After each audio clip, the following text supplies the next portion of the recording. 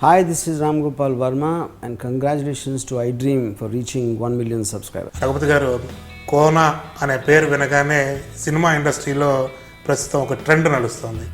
కోనాకి సినిమాకి సంబంధం ఉంది. కోన ప్రభాకర్ రావు గారు సినిమాల్లో నాగే గారి తర్వాత ఎన్టీ రామారావు నాగేశ్వరరావు గారి ముందర చాలామందికి తెలియనటువంటి విషయం ఏంటంటే ఎన్టీ రామారావు గారికి వాయిస్ టెస్ట్ చేసింది కూడా కోన ప్రభాకర్ గారు. అప్పుడు నాన్నగారితో, ఇప్పుడు ట్రెండ్లో మీ అన్నగారి అబ్బాయి కోన వెంకట్. తోకలేని పిట్ట అని చెప్పి ఫస్ట్ మూవీ తీసి చేతులు కాల్చుకున్నాయి, ఇబ్బంది పడ్డా. తర్వాత రామ్ గోపాల్ వర్మతో పాటుగా కో ప్రొడ్యూసర్గా వెళ్ళటం.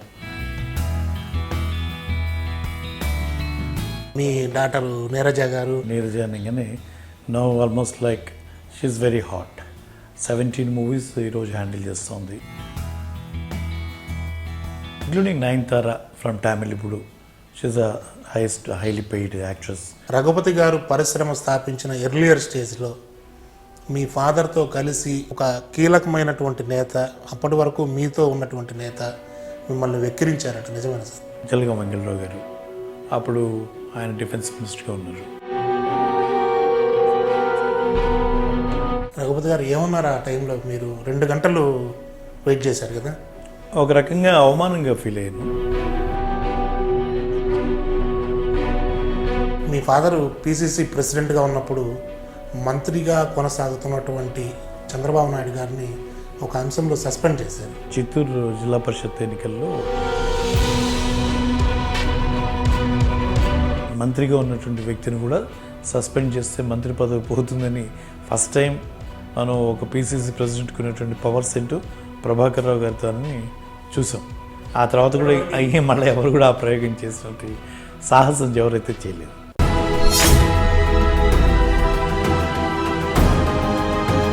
Hi, welcome to iDream. Bapatla YSR Congress party MLA Kona Raghupathi గారు ఈరోజు మనతో ఉన్నారు. సార్ నమస్తే. సార్ నమస్కారం. రఘుపతి గారు, కోన అనే పేరు వినగానే సినిమా ఇండస్ట్రీలో ప్రస్తుతం ఒక ట్రెండ్ నడుస్తుంది. మీ అన్నగారి అబ్బాయి కోన వెంకట్ గారు రాసిన మాటలే సినిమాలో ఇప్పుడు పదే పదే ధ్వనిస్తూ ఉన్నాయి. అలాగే మీ ఫాదర్ గారు కూడా సినిమాలతో అనుబంధం ఉన్నట్లు తెలుస్తుంది. ఏంటి కోనాకి సినిమాకి సంబంధం ఉంది? అదే కోన ప్రభాకర్ రావు గారు ఆయన రంగస్థలం నుంచి సినీ ఫీల్డ్కి వెళ్ళినటువంటి వ్యక్తి. సినిమాల్లో నాగే గారి తర్వాత ఎన్టీ రామారావు నాగేశ్వరరావు గారి ముందర సినీ ఫీల్డ్లో తన ముద్ర తను చూపించినటువంటి దాదాపు 16 సినిమాల్లో నటించడం కానీ, మరి డైరెక్ట్ చేయడం కానీ, ప్రొడక్షన్ కానీ జరిగినటువంటి పరిస్థితి. చాలామందికి తెలియనటువంటి విషయం ఏంటంటే ఎన్టీ రామారావు గారికి వాయిస్ టెస్ట్ చేసింది కూడా కోన ప్రభాకర్ గారి. అది కూడా ఆయన ఇంట్రడ్యూస్ చేసింది నాన్నగారి టైంలోనే జరిగింది. అప్పట్లో ఆయన తీసిన సినిమాలు మంచి రికార్డులే ఉన్నాయి. 16 సినిమాలు తీసినా కూడా అంటే అప్పుడు ఆనాటి సినిమాల్లో ఈరోజు మనం ఫిల్మ్ కూడా దొరకదు. సౌదామిని, ద్రోహి, మంగళసూత్రం, లైక్ మనం మిస్సమ్మని చాలా పాపులర్ ఫిల్మ్. అది ఎక్స్క్యూజ్ మీ అని చెప్పి ఇంగ్లీష్ పేరుతో ఆ రోజే ఆయన తీశారు, సేమ్ సబ్జెక్టే. ఆ తర్వాత మళ్ళీ మిస్సమ్మగా వచ్చింది. అలాగే ఉయ్యాల జంపాల మళ్ళీ దాన్ని రిపీటెడ్గా అదే నేమ్ యూజ్ చేశారు. శ్రీలక్ష్మమ్మ కథ, ఇవన్నీ కూడా ఆయన టైంలో వచ్చినటువంటి మూవీస్. కోన ప్రభాకర్ రావు గారు సినిమాల నుంచి మళ్ళీ రాజకీయాల్లోకి వచ్చారు. ఆయన ఫస్ట్ సినీ దాని మీద పరిశ్రమలో చాలా కాలం ఉన్నారు. ఆ తర్వాత ఒక న్యాయవాదిగా మళ్ళీ ఇక్కడ ప్రాక్టీస్ చేస్తూ బాపట్లలో ఎడ్యుకేషన్ సొసైటీ వ్యవస్థాపకులుగా, బాపట్ల ఎడ్యుకేషన్ సొసైటీ, మరి ఎడ్యుకేషన్ రంగంలో ఎంతో మరి కృషి చేసినటువంటి వ్యక్తిగా ఆ రోజు 1967లో ఇద్దరు కూడా కొంగర జగ్గయ్య గారు ఎంపీగా, నాన్నగారు ఎమ్మెల్యేగా రావడం జరిగింది. రాజకీయ ఇండస్ట్రీ నుంచి పాలిటిక్స్లోకి వచ్చారా? ఇక్కడ లాయర్గా ఉంటే రెండు సైమిల్టైన్స్గా జరుగుతూ ఉండేది. మా తాతగారికి ఆయన ఒకరే కొడుకు.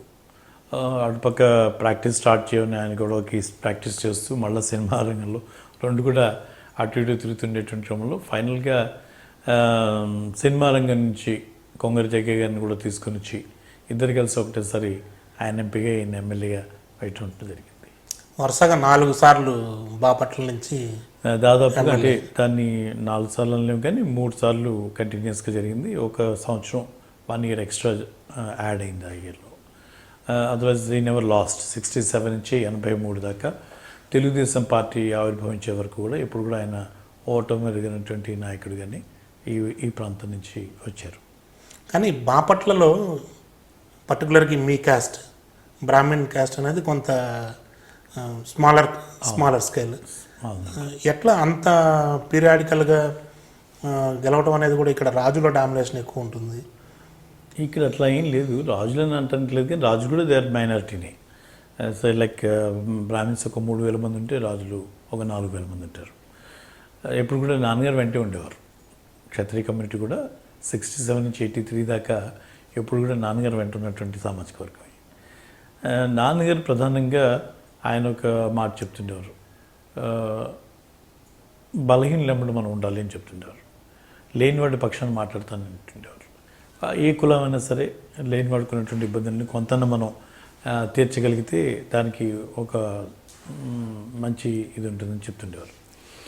ఆ రకంగా ఆయన ఇక్కడ ఉన్నటువంటి ప్రధానంగా పేదల మనసు గెలిచి పేదల ప్రతినిధిగానే మరి 3 సార్లు గెలవడానికి అవకాశం వచ్చిందని చెప్పి నేను నమ్ముతాను. నాన్నగారు మినిస్ట్రీ కూడా చేశారు, మరి మీరు ఆ టైంలో ఏం చేస్తారు? ఆయన ఆర్థిక మంత్రిగా చేశారు, స్పీకర్గా చేశారు, పిసిసి ప్రెసిడెంట్గా చేశారు, ముందుగా టూరిజం బోర్డ్ చైర్మన్గా చేశారు, వివిధ పదవుల్లో చేశారు. నేను చదువుకుంటున్న రోజుల్లోనే ఆయన మంత్రిగా ఉండటం, ఆయనతో పాటుగా కాంటెంపరీస్ ఎంతోమంది రాజకీయ నాయకులతో నాకు కూడా పరిచయాలు ఉండటం, ఎన్నో సందర్భాల్లో ఆయన కూర్చొని ఆయన డిస్కషన్స్లో నేను కూడా కాఫీ తెచ్చి పక్కన కూర్చోటం, అలా కూర్చొని ఎంతో ఆయనతో గడిపినటువంటి ఆ సమయం ఎంతో స్ఫూర్తిదాయకం. ఆయన మాటల్లో చాలా క్లారిటీ ఉండేది. ఆయన చేద్దాం అనుకున్నటువంటి పనిలో చాలా క్లియర్గా గోల్స్ ఫిక్స్ చేసుకుని నడిచేవారు.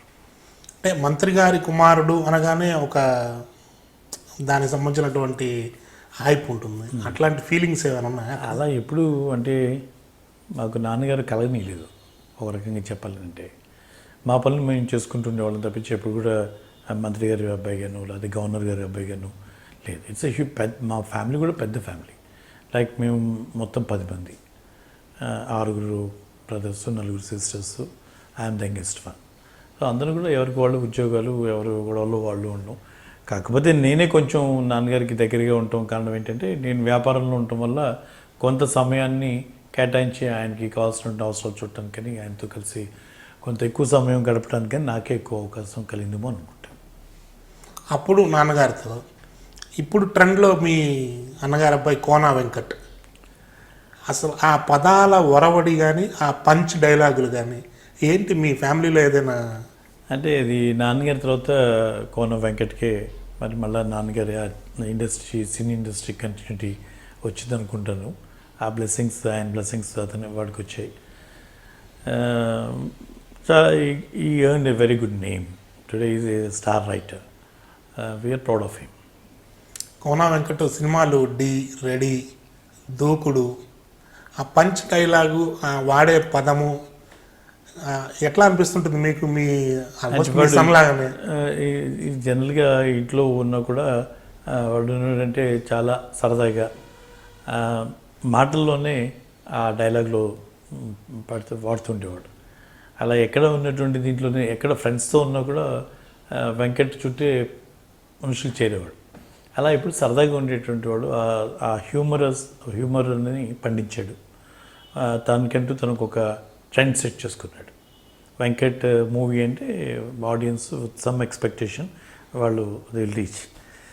వాళ్ళ వెంకట్ పేరుతోనే తోకలేని పిట్ట అని చెప్పి ఫస్ట్ మూవీ తీసి చేతులు కాల్చుకున్నాయి, ఇబ్బంది పడ్డా. తర్వాత రామ్ గోపాల్ వర్మతో పాటుగా కో ప్రొడ్యూసర్గా వెళ్ళటం, ఆ తర్వాత సినిమా ఇండస్ట్రీలో ఒక రైటర్గా కో ప్రొడ్యూసర్గా ఉంటూ సీతారామ శాస్త్రి గారు ఏదో ఒక పాట రాస్తే ఆ పాట అంత నచ్చగా మళ్ళీ ఆయనకి పంపించడం, తనే అనుకోకుండా బాంబేని చూస్తూ ఏదో ఒక రాసి రామ్ గోపాల్కి ఆ పాట చూపిస్తే ఇదే బాగున్నట్టుంది కదా, ట్రై చేద్దాం అని చెప్పి ఆ పాట అలా స్టార్ట్ అయినటువంటి ఒక రైటింగ్ కెరీర్ ఇవాళ స్టార్ రైటర్గా ఎదుగుతాడని చెప్పి మేము ఎప్పుడు ఊహించలేదు. అది వాడికి అంత స్టార్ ఆ స్కిల్ ఉందని కూడా మేము గ్రహించలేదు. తను ఎట్లా ఎదిగాడు, స్వయం కృషితో ఎదిగాడు, తన ఓన్ ఎఫర్ట్స్ ఎదిగాడు. తప్పకుండా పెద్దల బ్లెస్సింగ్స్ అన్నీ ఉంటాయి. దాంతోపాటు Venkat is a successful person. So Kona cinema family గురించి అట్లా పెడితే, కోన రఘుపతి గారు first time YSR Congress party తరఫున పోటీ చేసి బాపట్ల ఎమ్మెల్యే. సినీ ఇండస్ట్రీలో మాట్లాడుకుంటే మళ్ళీ అగైన్ నా డాటర్ కూడా she's a personal stylist for so many actors. Neeraja గారు నీరజ అనగానే now almost like she's very hot. 17 movies ఈరోజు హ్యాండిల్ చేస్తుంది. సింగిల్ స్టైలిస్ట్గా it's a record.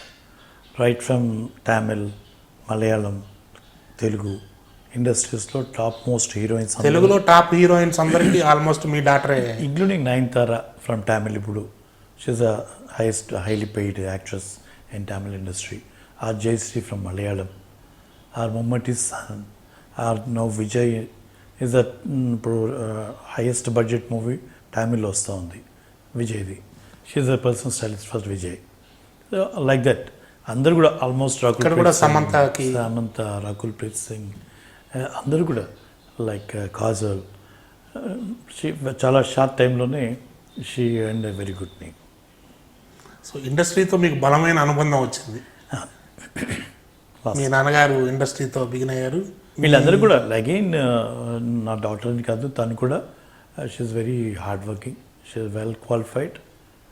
She did her MBA from university of Texas, fashion merchandise from California, అలాగే masters from Los Angeles.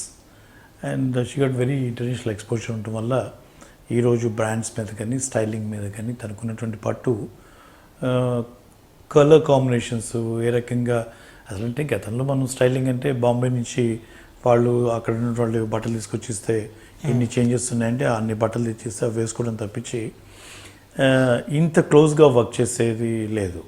ఈరోజు డైరెక్టర్తో కూర్చొని, ఫోటోగ్రాఫర్తో కూర్చొని screen shots తీసుకుంటూ లొకేషన్స్ బట్టి, దానికి కలర్స్ బట్టి ఏ బట్టలు వేసుకుంటే ఎక్కువ దాంట్లో వెళ్తాయని, దిస్ లాట్ ఆఫ్ సబ్జెక్ట్. నేను కూడా చాలా ఆశ్చర్యపోతుంటాను తను చెప్తూ ఉంటే ఎంత వర్క్ చేస్తుంటారన్న దాని మీద. ఒక ఫ్రేమ్లో బాగా కనపడాలి అని అంటే వాళ్ళు తీసుకునేటువంటి ఎన్ని జాగ్రత్తలు ఉంటాయనే విషయాలు తను చెప్తుంటే చాలా ఆశ్చర్యం వేస్తూ ఉంటుంది.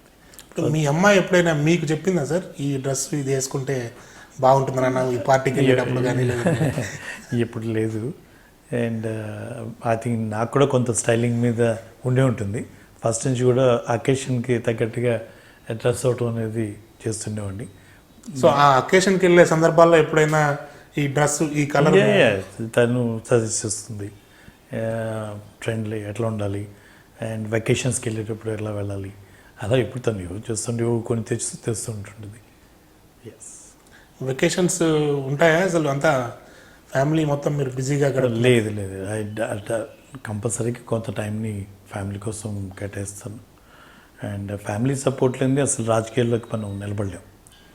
ఇంత లాంగ్ ఫైట్ రైట్ ఫ్రమ్ 2002 నుంచి ఈరోజు 2014 ఎమ్మెల్యే అయ్యేదాకా మరి నా ఫ్యామిలీ నా ఎమ్మటి ఉంది కాబట్టి, ఎస్పెషల్లీ నా వైఫ్ సపోర్ట్ ఉంది కాబట్టి ఈరోజు నేను ఇక్కడి దాకా ప్రయాణం సాగించాలనుకుంటాను. రఘుబాబు గారు, మీ ఫాదర్ మంత్రిగా చూశారు, స్పీకర్గా చూశారు, గవర్నర్గా చూశారు. ఎప్పుడు మీరు పాలిటిక్స్లోకి వెళ్ళాలని అనుకోలేదు? యాక్చువల్గా 89 ఫస్ట్ టైం మా ఎల్డెస్ట్ బ్రదర్ కోన గోవిందరావు గారు ఆయన రాజకీయాల్లోకి రావాలని నాన్నగారు వెంట ఎప్పుడు కూడా ఆయన ఉండేవారు. మరి ఆ క్రమంలో 89లో ఆయనకి టికెట్ రావటం, టికెట్ వచ్చినప్పుడు ఆయనతో పాటుగా నేను కూడా సెకండ్ సెట్ ఫైల్ చేయటం. ఆ సెకండ్ సెట్ ఫైల్ చేసినప్పుడు తనది స్క్రూటిన్లో పోవడంతో నాది ఓకే అయింది. ఓకే అయినప్పుడు చెన్నారెడ్డి గారు PCC ప్రెసిడెంట్గా ఉన్నారు. నాన్నగారు మరి 89కి వచ్చేప్పటికి దాదాపు ఢిల్లీలో ఆయన ఫోర్తిదారు కూర్చొని మరి లిస్ట్ ఫైనల్ చేసినటువంటి పరిస్థితి. PCC ప్రెసిడెంట్గా ఉన్నటువంటి చెన్నారెడ్డి గారు గోవిందరావు గారికి కాదు రఘుపతికి ఇవ్వాల్సి వచ్చిన బీఫామ్ ఇచ్చినప్పుడు ఆయనకున్నటువంటి పొలిటికల్ ఈక్వేషన్స్లో he said no sir for various reasons. Sir నేను కూడా వాజ్ నాట్ సీరియస్ ఎనఫ్. ఆ 18 అప్పుడు చూశాను, అసలు వీళ్ళని క్లోజ్గా చూశాను, ఎట్లా ఉంటుంది, క్యాస్ట్ ఈక్వేషన్స్ ఏంటి, ఏ రకంగా ఉంటుంది అని అప్పుడే అబ్జర్వ్ చేశాను. తర్వాత ఒక గ్యాప్ ఇచ్చాం. 94లో నాన్నగారు చనిపోవటం, ఆ తర్వాత 2002లో నాన్నగారు ఎప్పుడు మా అందరికీ చెప్తుండేవారు. ఎవరిని కూడా పర్టికులర్గా ఎంకరేజ్ చేస్తుంది అయితే ఏం లేదు, పాలిటిక్స్లోకి రావాలనో అలా ఇప్పుడు కూడా ఎవరిని ఎంకరేజ్ చేయాలి ఫ్యామిలీలో. ఆయన ఒక మాట అంటుండేవారు, రాజకీయంలోకి రావటం అనేది మీ సొంత నిర్ణయం అయి ఉండాలి, నేను ఎంకరేజ్ చేయను, మీరు సొంతంగా వస్తాంటే నేను కాదన్నా అని చెప్తుండేవారు నాన్నగారు. బట్ ఏదో మీరు మీ స్థాయికి తగ్గట్టుగా బాపట్లకి వెళ్ళి చేయాల్సింది చాలా ఉందని చెప్తుండేవారు. ఈ క్రమంలోనే 2002లో మరి నేను బాపట్ల రావటం, 2004లో ఎలక్షన్స్ని మరి దృష్టిలో పెట్టుకొని నా ప్రయత్నం చేయటం, నాకు మరి నాది కన్ఫర్మ్ చేస్తున్న నా సీట్ నాకు కన్ఫర్మ్ చేస్తూనే చివరి నిమిషంలో ప్రకాశం జిల్లా నుంచి గాది వెంకటరెడ్డి గారిని తీసుకొచ్చి ఆయన్ని అకామిడేట్ చేయాల్సినటువంటి అవసరం వచ్చింది.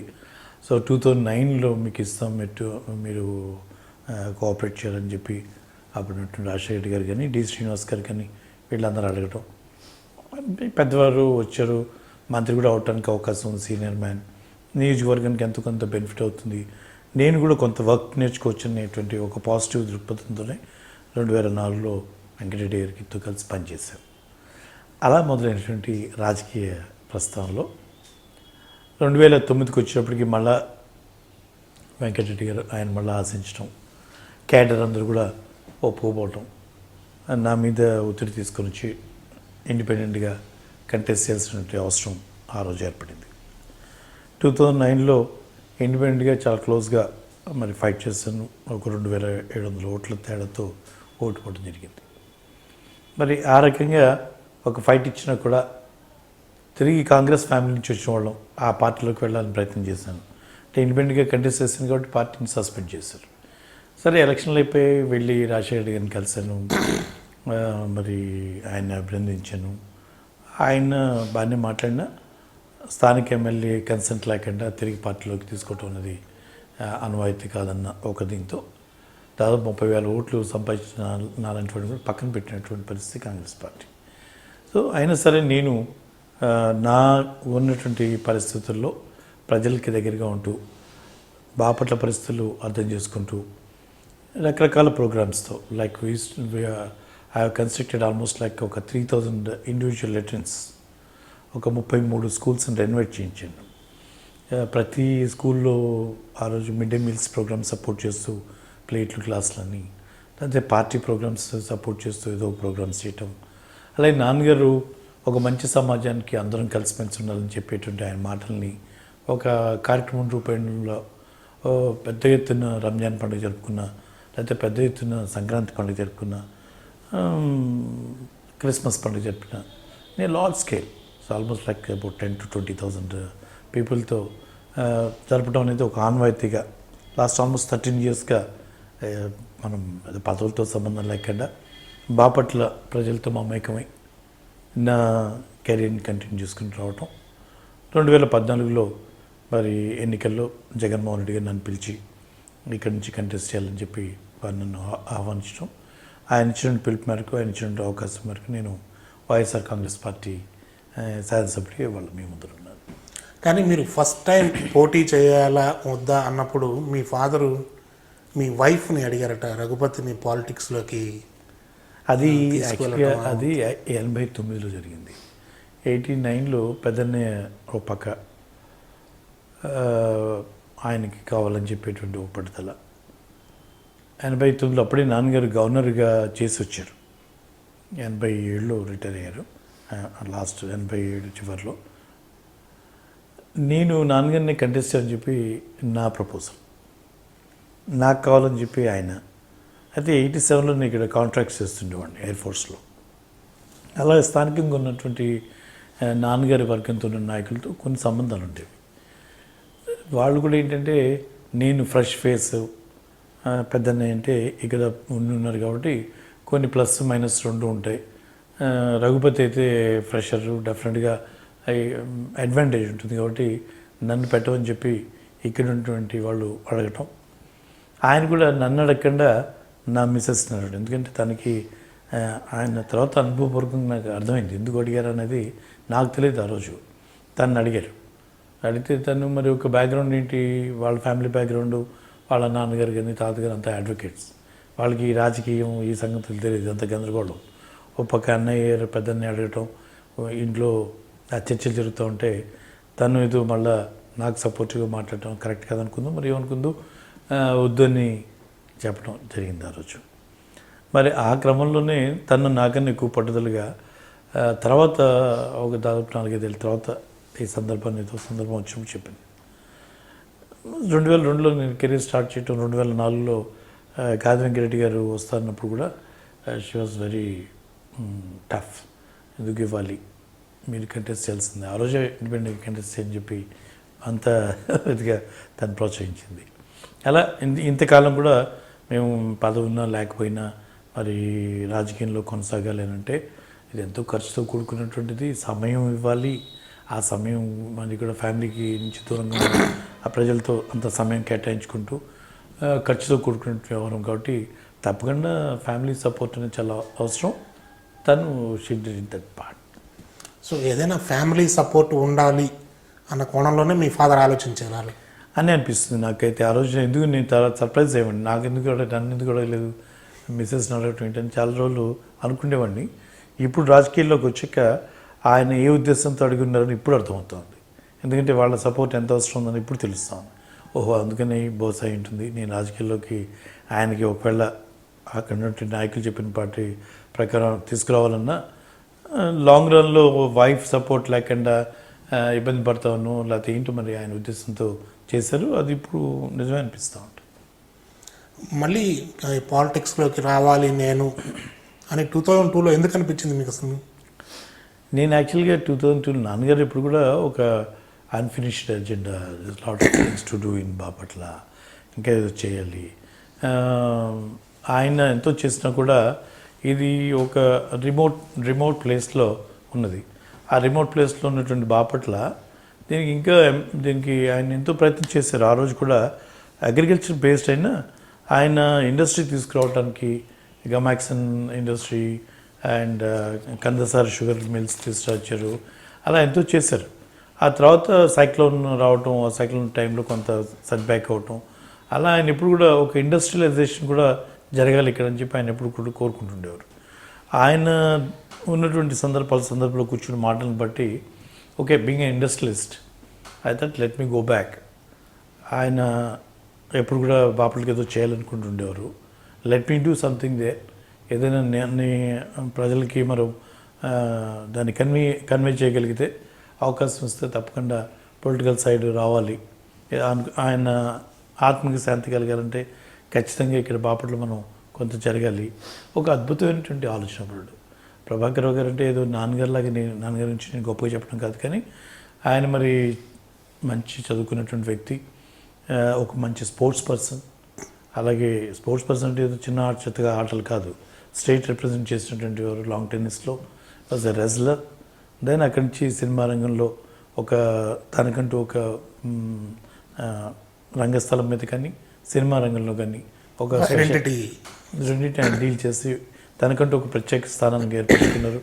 అలాగే రాజకీయంలోకి వచ్చి మరి ఎమ్మెల్యే నుంచి మహారాష్ట్ర గవర్నర్ స్థాయికి ఎదిగారు. అలాగే భారత్ అని చెప్పి ఒక కల్చరల్ వింగ్ని ఏర్పాటు చేసుకుని అద్భుతమైనటువంటి ఎన్నో ప్రక్రియలు.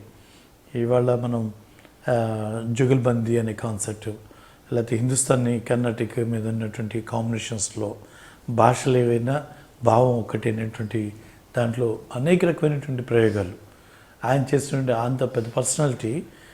డెఫినెట్గా ఎంతో కొంత నా మీద ఇన్ఫ్లుయెన్స్, నాన్నగారి ఆలోచనలు అవి తిరిగి తీసుకువెళ్ళాలి ప్రజల్లోకి. ఇదేదో నాకు ఒకటికే కాదు, ఆయన ఆలోచన ఎంతోమందికి ఉత్తేజపరిచేది అయి ఉండాలి. ఆయన మాటల్ని ప్రతిదాన్ని కూడా ఒక కార్యక్రమం రూపంలో మేము తీసుకొచ్చి చేయటానికి, ఈ తరానికి దాన్ని అందజేయడానికి ప్రయత్నం చేశారు. ఒక లెజెండరీ యాక్టర్ తెలుగులో ఎన్టీ రామారావు గారు. బట్ ఎన్టీ రామారావు గారికి వాయిస్ టెస్ట్ చేసింది కూడా మీ ఫాదర్ అయినా? అవును, ఆయన సినిమా రంగంలోకి వెళ్ళినప్పుడు మొట్టమొదటిసారిగా ఆయనకి వాయిస్ టెస్ట్ చేసింది ప్రభాకర్ గారు అని చెప్పి పురంధరేశ్వరి గారు లాంటి వాళ్ళు తను చెప్తే నాకు అప్పటిదాకా తెలియదు. ఏదో సందర్భం వచ్చినప్పుడు అని చెప్పడం. అలాగే నేను పురంధరేశ్వరి గారికి ఆమె కేంద్ర మంత్రి ఎంపీగా ఫస్ట్ టైం ఎంపీగా అయినప్పుడు నాకు ఉన్నటువంటి పరిచయాలు ఢిల్లీలో మేము ఇద్దరం కలిసి ఫోర్తిదార్ వారిని కలిసినప్పుడు ఆయన చెప్పడం ప్రభాకర్ రావు గారు రాజ్యసభ ఇవ్వాలని చెప్పి గట్టిగా ఎన్ రామారావుకి ఇవ్వాలి, ఆయన చాలా ఒక అద్భుతమైన కళాకారుడు, ఇవ్వాల్సిన అవసరం ఉందని చెప్పి ఆయన గట్టిగా అడిగినప్పటికీ అప్పుడున్నటువంటి భవన వెంకటరామరెడ్డి గారు దాని మీద ఒక నిర్ణయం తీసుకోలేకపోవడం, అందువల్లే తెలుగుదేశం పార్టీ ఆవిర్భవించిందని చెప్పి ఫోర్తిదార్ గారు పురంధరేశ్వరి గారితో చెప్తా ఉంటే ఆ సందర్భంలో మా మాటల్లో వచ్చినటువంటి ఇన్ఫర్మేషన్ అది.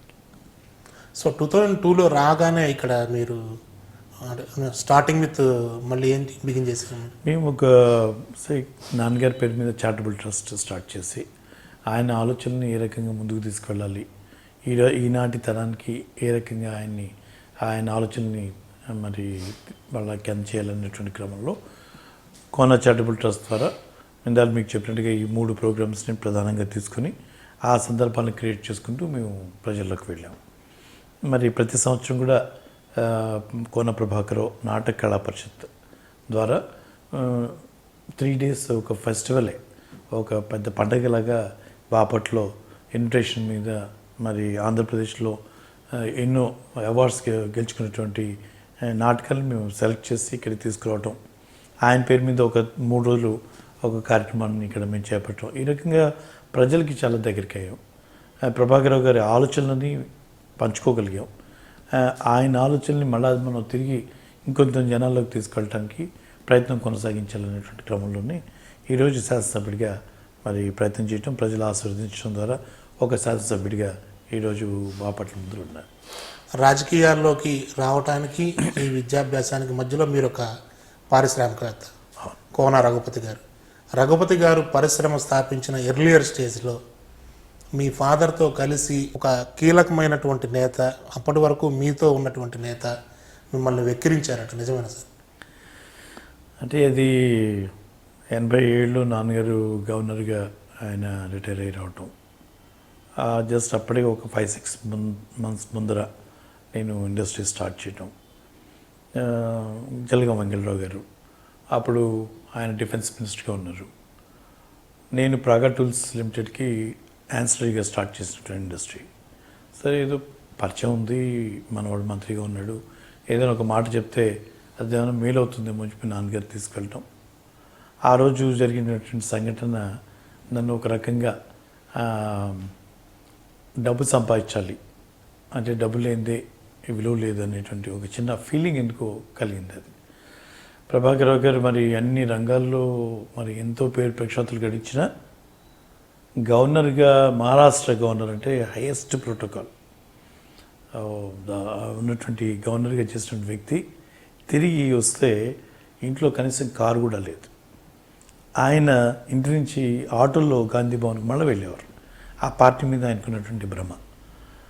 మరి ఆ క్రమంలోనే నేను ఇండస్ట్రీ పెట్టడం, ఆ ఊడిదుడుకుల్లో మేము ఉన్నవి ఏదో నా దగ్గర దాంట్లో మరి ఆటోలోనే మేము ఆ రోజు ఆయన ఇంటికి వెళ్ళటం, ఇవన్నీ కారణమా అనిపిస్తుంది. ఆయన మహారాష్ట్ర గవర్నర్ చేసినటువంటి వ్యక్తిని దాదాపు వెంకటరావు గారిని కలిసి మాట్లాడటానికి 2 గంటలు టైం పట్టింది ఆయన ఇంట్లోనే అట్లా వెయిట్ చేస్తూ. ఆ తర్వాత ఆయన ముక్తసరిగా మాట్లాడటం చాలా బాధ వేసింది. నా కంక్లూషన్ ఆ రోజు ఐ ఫెల్ట్ ఇదేంటి డబ్బు లేదని నిన్న ప్రభాకర్ గారికి ఇంత చిన్న చూపు. సో ఖచ్చితంగా మనం సంపాదించాలి, ఆయన కష్టపడాలి, సంపాదించాలన్న దాంతోనే మరి ఆ రోజు నుంచి కసిగా నేను మారాను. థ్యాంక్స్ టు వెంకటరావు గారు. రఘుపతి గారు ఏమన్నారు ఆ టైంలో? మీరు 2 గంటలు వెయిట్ చేశారు కదా, యాక్చువల్గా మీరేం ఫీల్ అయ్యారు? 2 గంటల నుంచి ఉన్నాం మనం. ఒక రకంగా అవమానంగా ఫీల్ అయ్యాను. నాన్నగారిని ఎందుకు ఇబ్బంది పెడుతున్నామని, ఆయన లోపలికి తీసుకెళ్ళి యాంటీ రూమ్లో మాట్లాడతారని చెప్పి వీరు ఎక్స్పెక్ట్ చేయటం, ఆయన 10 మందిలో కూర్చొని చెప్పు అనడం, చివరికి సమయం ఇంత టైం అవుతుంది నేను ప్రెషర్ ఇవ్వటం వెళ్ళిపోదాం అని ఆయన ఓపెన్ అయ్యి చెప్పడం, ఆయన ముక్తసరిగా దానికి ఏదో సమాధానం చెప్పడంతో నేను రియల్గా హర్ట్ అయ్యాను. నాన్నగారికి ఇవన్నీ రాజకీయంలో మామూలే, సో ఆయన నెట్టుకుని వచ్చారేమో, కానీ నేను మొట్టమొదటిసారిగా నాన్నగారిని ఆ రకంగా చూడటం కొంత బాధ కలిగేది. అంటే అప్పటి వరకు మీరు చాలామందిని చూశారు, చంద్రబాబు నాయుడు గారు కావచ్చు, రాజశేఖర రెడ్డి గారు కావచ్చు, వీళ్ళంతా మీ ఫాదర్ దగ్గరికి రావటం, ఆ ప్రోటోకాల్ హైప్ చూశారు. అవును. అలాగే ప్రోటోకాల్ తప్పిన తర్వాత జరిగినటువంటి పరిస్థితులు కూడా పరిస్థితులు కూడా గమనించాం. గమనించారు. దాదాపు నాన్నగారు మరి ఆ తరం పివి నరసింహారావు గారు ఆ కంటెంపరీగా ఉన్నారు, చాలా సీనియర్ మోస్ట్ పొలిటీషియన్. ఇప్పుడున్నటువంటి ఆల్మోస్ట్ లైక్ రాజశేఖర రెడ్డి గారి ఆ బ్యాచ్, చంద్రబాబు నాయుడు, వీళ్ళందరితో కూడా ఎన్నో సందర్భాల్లో మాట్లాడుకుంటూ ఆ రోజు విజయభాస్కర్ రెడ్డి గారికి రాజశేఖర రెడ్డి గారికి ఉన్నటువంటి విభేదాల్లో రాజశేఖర రెడ్డి గారి ఇంట్రెస్ట్ కాపాడటానికి ఇందిరాగాంధీతో మాట్లాడినటువంటి పరిస్థితులు కానీ, లేకపోతే కేఈ కృష్ణమూర్తి, మాదన్న వాళ్ళ ఫాదర్, వాళ్ళు పలు సందర్భాలు వచ్చి నాన్నగారిని విజయభాస్కర్ రెడ్డి వేధింపుల గురించి వాళ్ళు మాట్లాడుకోవటాలు, నాన్నగారు వాళ్ళందరికీ కూడా ఒక ప్రొటెక్టర్గా ఉండటం, ఎన్నో సందర్భాల్లో మేము గమనించాం. మరి దాదాపుగా 17-18 సంవత్సరాలు ఆయన ఎప్పుడు కూడా ఓటమి ఎరిగినటువంటి నాయకుడిగా, ఆ తర్వాత కూడా మళ్ళీ గవర్నర్గా ఓడిపోతూనే నెలకే గవర్నర్గా వెళ్ళిపోవటం, చాలా అట్లా ఒక పవర్లో ఉన్నటువంటి వ్యక్తిని మేము చూసాం. కానీ ఆయన ఎప్పుడు కూడా దాన్ని ఆయన తలకెక్కించుకోలేదు. పదవి అనేది చాలా దాన్ని తాత్కాలికంగానే భావించేవారు. ఆయన క్యారెక్టర్ చాలా ఇంపార్టెంట్గా ఫీల్ అయ్యేవారు. దీంతో ఏ రోజు కూడా డబ్బు గురించి ఆలోచించాలి, డబ్బు సంపాదించాలనేటువంటి ఆయన ఎప్పుడు కూడా ఆ కోణంలో ఎప్పుడు పోలేదు. ఆయన మా తాతగారికి ఒకటే కొడుకు, దాదాపు 248 ఎకరాలు మరి వ్యవసాయం ఉండేది. అటువంటిది ఆయన సినిమా రంగానికి కానీ లేకపోతే రాజకీయం కానీ అవన్నీ హరించుకుపోయినా ఎప్పుడు కూడా డబ్బుకి ఎప్పుడు కూడా ప్రాధాన్యత ఇచ్చినటువంటి పరిస్థితి కాదు. మేము చదువుకునే కాడికి అందరినీ చదివించారు. ఎప్పుడు కూడా ఎటువంటి దీంట్లో లేకుండా ఆయన కార్యక్రమాలు సాగిపోయాయి. తర్వాత నాకు అనిపించింది అనమాట, ఈ డబ్బు ప్రాధాన్యత పెరిగిపోయింది, క్యాస్ట్ అండ్ క్యాష్ అనేది చాలా ప్రాధాన్యత పెరిగింది అనేది లేట్గా నేను రియలైజేషన్ అయ్యాను. ఆయన రియలైజ్ అయ్యేటప్పటికి ఆయన చనిపోయారు. మీ ఫాదరు పిసిసి ప్రెసిడెంట్గా ఉన్నప్పుడు మంత్రిగా కొనసాగుతున్నటువంటి చంద్రబాబు నాయుడు గారిని ఒక అంశంలో సస్పెండ్ చేశారు. ఒక చంద్రబాబు నాయుడు గారే కాదు, దాస్ అని ఇంకొక ఉండారు, మొత్తం 3 మినిస్టర్లు అప్పుడు. చిత్తూరు జిల్లా పరిషత్ ఎన్నికల్లో పార్టీ విప్కి అగెన్స్ట్గా వాళ్ళు వర్క్ చేసి ఒక పోటీ క్యాండిడేట్ని పెట్టి వర్క్ చేశారనే దాని మీద అప్పుడు క్రమశిక్షణ చర్యలు తీసుకున్నారు. ఆ క్రమంలో మంత్రిగా ఉన్నటువంటి వ్యక్తిని కూడా సస్పెండ్ చేస్తే మంత్రి పదవి పోతుందని ఫస్ట్ టైం మనం ఒక పిసిసి ప్రెసిడెంట్కి ఉన్నటువంటి పవర్ సెంటు ప్రభాకర్ రావు గారితో చూసాం. ఆ తర్వాత మళ్ళీ ఎవరు కూడా ఆ ప్రయోగం చేసినట్టు సాహసం ఎవరైతే చేయలేదు. పిసిసి ప్రెసిడెంట్ మంత్రిని సస్పెండ్ చేయడం అనేది అసలు ఫస్ట్ అండ్ లాస్ట్ అదే first and last. It was so tough. Even as a స్పీకర్గా కూడా ఒక సందర్భంలో అంజయ్ గారు ముఖ్యమంత్రిగా ఉండి ఆయన మాటల్లో ప్రతిపక్షానికి ఏదో అవకాశం ఇస్తే ఈయన లేచి నిలబడి నేను చేస్తే నువ్వు స్పీకర్ అయ్యావు అనేటువంటి మాట మాట్లాడిన దానికి ఆయన అబ్జెక్షన్ తీసుకొని సభని వాయిదా వేసి వెళ్ళిపోతే ఈ వాజ్ సో టఫ్. అండ్ మొత్తం క్యాబినెట్ మొత్తం ఇంటికి వచ్చి ఆయనకి క్షమాపణ చెప్పి బతిమాలండి మళ్ళీ తీసుకెళ్ళినటువంటిది. ఆ నెక్స్ట్ డే హెడ్లైన్స్లో అనదర్ సర్దార్ పటేల్ ఆఫ్ ఆంధ్రప్రదేశ్ అని చెప్పి హెడ్లైన్స్ కూడా ఆ రోజు మనం చూస్తాం. ఆయన ఏ పదవిలు చేసుకున్నా కూడా ఆ పదవికి న్యాయం చేశారు. ఆయన being an advocate, he knows what is role, ఎంతవరకు ఉండాలి, ఏం చేయొచ్చు అనేది ఒక క్లారిటీ ఉన్నటువంటి వ్యక్తి. సో అట్లా మీరు ఆ వారసత్వాన్ని మళ్ళీ కొనసాగించడానికి బాపట్లకు వచ్చారు, ఒక చారిటబుల్ ట్రస్ట్ పెట్టారు. 2004లో సరే ఓకే మీరు ప్రయత్నించారు, వచ్చిందే కానీ మీకు మళ్ళీ అధిష్టానం నుంచి వేరే ఆదేశాలు వచ్చాయి. అధిష్టానాన్ని 2004లో ఫాలో అయిన రఘుపతి గారు 2009లో ఎందుకు వ్యతిరేకించారు? ఇక్కడ ఇప్పుడు కూడా ఒకటి పార్టీ అనేది కొంత అయితే మనం స్థానికంగా మనకున్నటువంటి క్యాడర్, ఆ క్యాడర్ ఎప్పుడు కూడా మనం వాయిస్ కనకుండా తీసుకోకుండా మనం వెళ్తే మీరు విల్ బికమ్ లోన్. అక్కడికి మేము 2009కి వచ్చేటప్పటికి ఖచ్చితంగా వస్తుందని ఆశించారు, ఎమ్మెల్సీ ఆఫర్ చేశారు నాకు. నేను సెడ్ ప్రజల్లో ఉన్నాను, నాన్నగారికి ఎమ్మెల్యే కావాలనుకున్నాను తప్పించి పెద్దవాడు సీనియర్ మోస్ట్ పర్సన్ ఆయనకి ఎమ్మెల్సీ ఇచ్చి అవకాశం ఉంటే మంత్రి పదవి కూడా ఇవ్వండి కానీ నాకు ఎమ్మెల్యే టికెట్ ఇవ్వని చెప్పి నేను అడిగితే మరి ఆ పరిస్థితులు వాళ్ళు మరి అంగీకరించలేకపోయారు. కారణాలు ఏమైనా సరే ఆ రోజు మేము 2009లో ఒక నిర్ణయం చేయాల్సి వచ్చింది. అండ్ చాలా క్లోజ్ ఫైట్.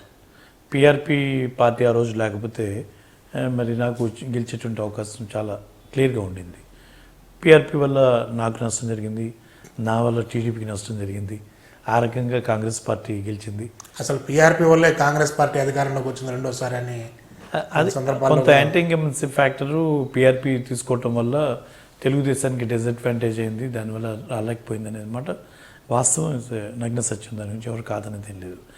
బాపట్లకి సంబంధించినంత వరకు నాకు పిఆర్పి అడ్డంకిదిగాయి, పిఆర్పికి దాదాపు they loss the deposit. Still నా ఓట్ బ్యాంక్ అంతా కూడా వాళ్ళు డిస్టర్బ్ చేయటం, ఆ రకంగా అది మళ్ళీ నా వల్లనే నేను కాంగ్రెస్ ఓట్లతో పాటు తెలుగుదేశం ఓట్లు కూడా చేల్చడం వల్ల తెలుగుదేశానికి డిసడ్వాంటేజ్ అవ్వడం. ఆ రోజు నా స్టేట్మెంట్ కూడా ఇచ్చాను, నేను ఓడిపోయినా నేను అభిమానించేటువంటి పార్టీ గెలిచింది, నాకు సంతోషం అని చెప్పి, నా వల్లే గెలిచిందని తెలుసుకొని ఇంకా సంతోషపడుతుందని చెప్పి కూడా ఆ రోజు ఒక స్టేట్మెంట్ ఇచ్చాను. కానీ కొంచెం తక్కువ లైన్లోనే కదా ఓడిపోయింది మీరు.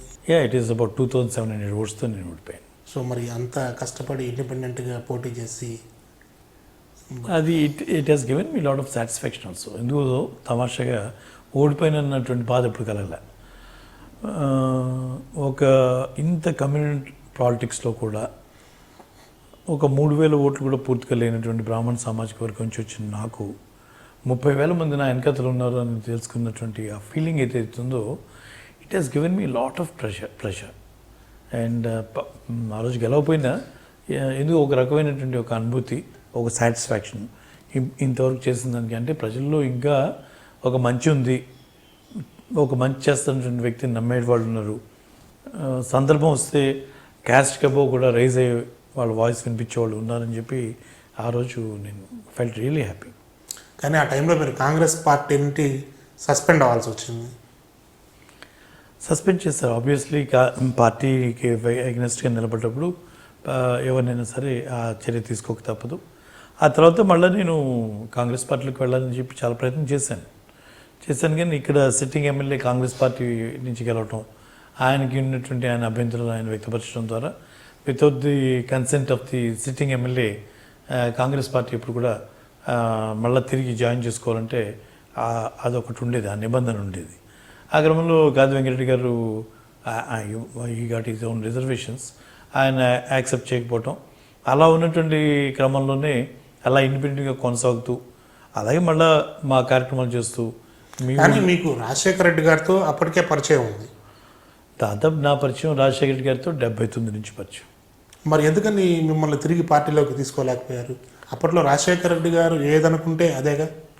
అంటే దీంట్లో ఎలా ఉంటుందంటే, లైక్ 2004లో గాది వెంకటరెడ్డి గారికి ఇచ్చినప్పుడు కౌన్సిల్లో ఓపెన్ చేద్దాం, ఖచ్చితంగా ఒక 2 years కౌన్సిల్లో నువ్వు వర్క్ చేద్దు, 2009లో కంటెస్ట్ చేద్దాం అన్నటువంటి ప్రయత్నంలో నేను కౌన్సిల్లోకి వెళ్ళడానికి నా ప్రయత్నం చాలా చేశాను.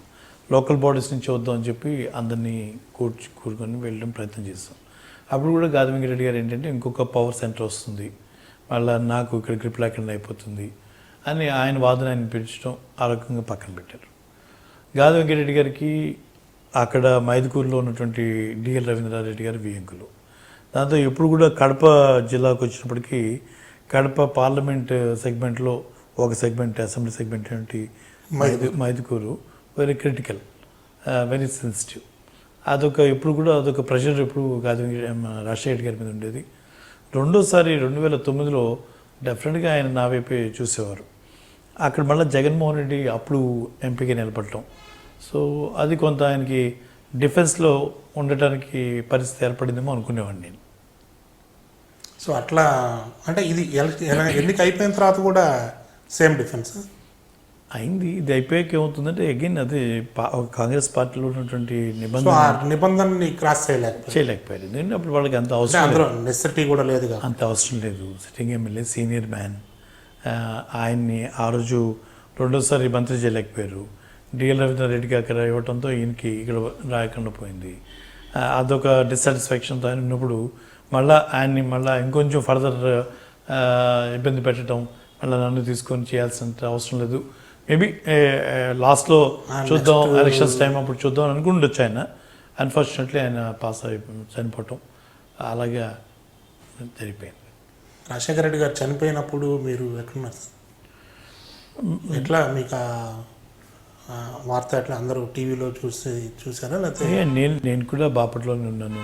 ఆ సందర్భంగా తెలిసి షాక్డ్ అండ్ అసలు ఏదో తప్పేదో న్యూస్ ఏదో ఏదో జరిగింది, ఏదో కమ్యూనికేషన్ గ్యాప్ అయితే ఎక్కడ కరెక్ట్ ఇట్లా అయ్యి ఉండదు అని అనుకుంటుండే. ఆ తర్వాత మనం వింటాం. పర్సనల్గా ఎప్పుడు కూడా ఆయన నాతో చాలా ఫ్రెండ్లీగా ఉండేవారు. పొలిటికల్గా ఆయనకున్నటువంటి లిమిటేషన్స్లో నాకు సహాయం చేయలేకపోయినా చాలా ఫ్రెండ్లీగా ఉండేవాడు నాతో. చాలామందితో రాజశేఖర రెడ్డి గారు ఉన్నటువంటి ఒక అద్భుతమైన ఇది ఏంటంటే అవతల వ్యక్తిని కంఫర్ట్గా ఉంచుతాడు. అలాగే నా వైఫ్ రాయలసీమ నుంచి, కర్నూలు నుంచి, అందుకని మా అల్లుడు అంటూ ఉండేవారు. అలా ఆయన ఎప్పుడు కూడా చాలా ఫ్రెండ్లీగా ఉండేవారు. అలా ఎప్పుడు కూడా ఆయనతో ఉన్నటువంటి ఆ బంధం జగన్మోహన్ రెడ్డి గారిని కూడా ఎప్పుడు అంటుంటాను, నాన్నతో కలిసి పనిచేయాలనుకునేవాడిని, ఇవాళ నీతో కలిసి పనిచేసే అవకాశం వచ్చిందని ఎప్పుడు మేము అనుకుంటుంటాం. ఇండిపెండెంట్ నుంచి నేరుగా ఇక వైఎస్ఆర్ కాంగ్రెస్ పార్టీలోకి ఆయన జగన్మోహన్ రెడ్డి గారు ఆహ్వానించడం, ఇక్కడి నుంచి కంటెస్ట్ అని చెప్పి ఆయన అడగటం, సెట్ దానికి అప్లైస్ చేస్తూ 2014లో మరి ఇక్కడి నుంచి నేను కంటెస్ట్ చేస్తాను. మరి మేము చేసినటువంటి 2000 దాదాపు ఒక 14 ఏళ్ల ప్రయాణంలో ప్రజలకి దగ్గరగా ఉండటం వల్ల కానీ, జగన్మోహన్ రెడ్డి గారు మాకు అవకాశం ఇవ్వటం ద్వారా ఆయనకున్నటువంటి క్రెడిబిలిటీ వల్ల కానీ, రాజశేఖర రెడ్డి గారి మీద అభిమానం కానీ, కోన ప్రభాకర్ గారి మీద అభిమానం కానీ, ఇవన్నీ కూడా మరి ఎంటైర్ జిల్లాలోనే హైయెస్ట్ మెజార్టీతో గెలిచాను. ఎంటైర్ తెనాలి డివిజన్లో నేను ఒకరిని గెలవటం, ఇవన్నీ కూడా ఆ రోజు జరిగింది. కానీ ఎంతో కాలంగా నేను ప్రజలకి చాలా ఐడియాస్, దాదాపు ఒక 40 కంట్రీస్ తిరిగాను వరల్డ్లో. ఎక్కడికి వెళ్ళినా ఒక కోస్టల్ సైడ్ కంట్రీస్ సెలెక్ట్ చేసుకుని వెళ్ళేవాడిని. ఏదో కొంత మనం అక్కడ నాలెడ్జ్ గెయిన్ చేసి బాపట్ల ఏదో ఒకటి చేయాలి. ఇక్కడ ఒక అగ్రికల్చర్ అనేది బేసిక్గా నడుస్తూ ఉంది, ఎంప్లాయ్మెంట్ క్రియేట్ కావాలి, అటువంటి పరిస్థితులు క్రియేట్ చేయాలి అని ఎంతో ఆశ పెట్టుకునే దాంట్లో మరి ఈరోజు ప్రతిపక్షంలో ఉండటం, మరి ఈరోజు జరుగుతున్నటువంటి రాజకీయ పరిణామాల్లో మరి ఎక్కడ గతంలో అనడం మనం చూడనటువంటి పరిపాలన, ఒక దుర్మార్గమైనటువంటి పరిపాలన అని చెప్పక తప్పదు. మీరు 3 సార్లు, ఒకసారి సెకండ్ సెట్ వేసి అవకాశం ఉన్న ఎమ్మెల్యే కాలేదు 89లో, రెండోసారి ఇండిపెండెంట్గా పోటీ చేసి 2004లో ట్రై చేశారు. సో అది అక్కడ అవకాశం కోల్పోయారు. 2009లో పోటీ చేశారు, ఇండిపెండెంట్గా ఓడిపోయారు. 2014లో గెలిచారు, కానీ మీరు పోటీ చేసిన పార్టీ అధికారంలోకి రాలేదు.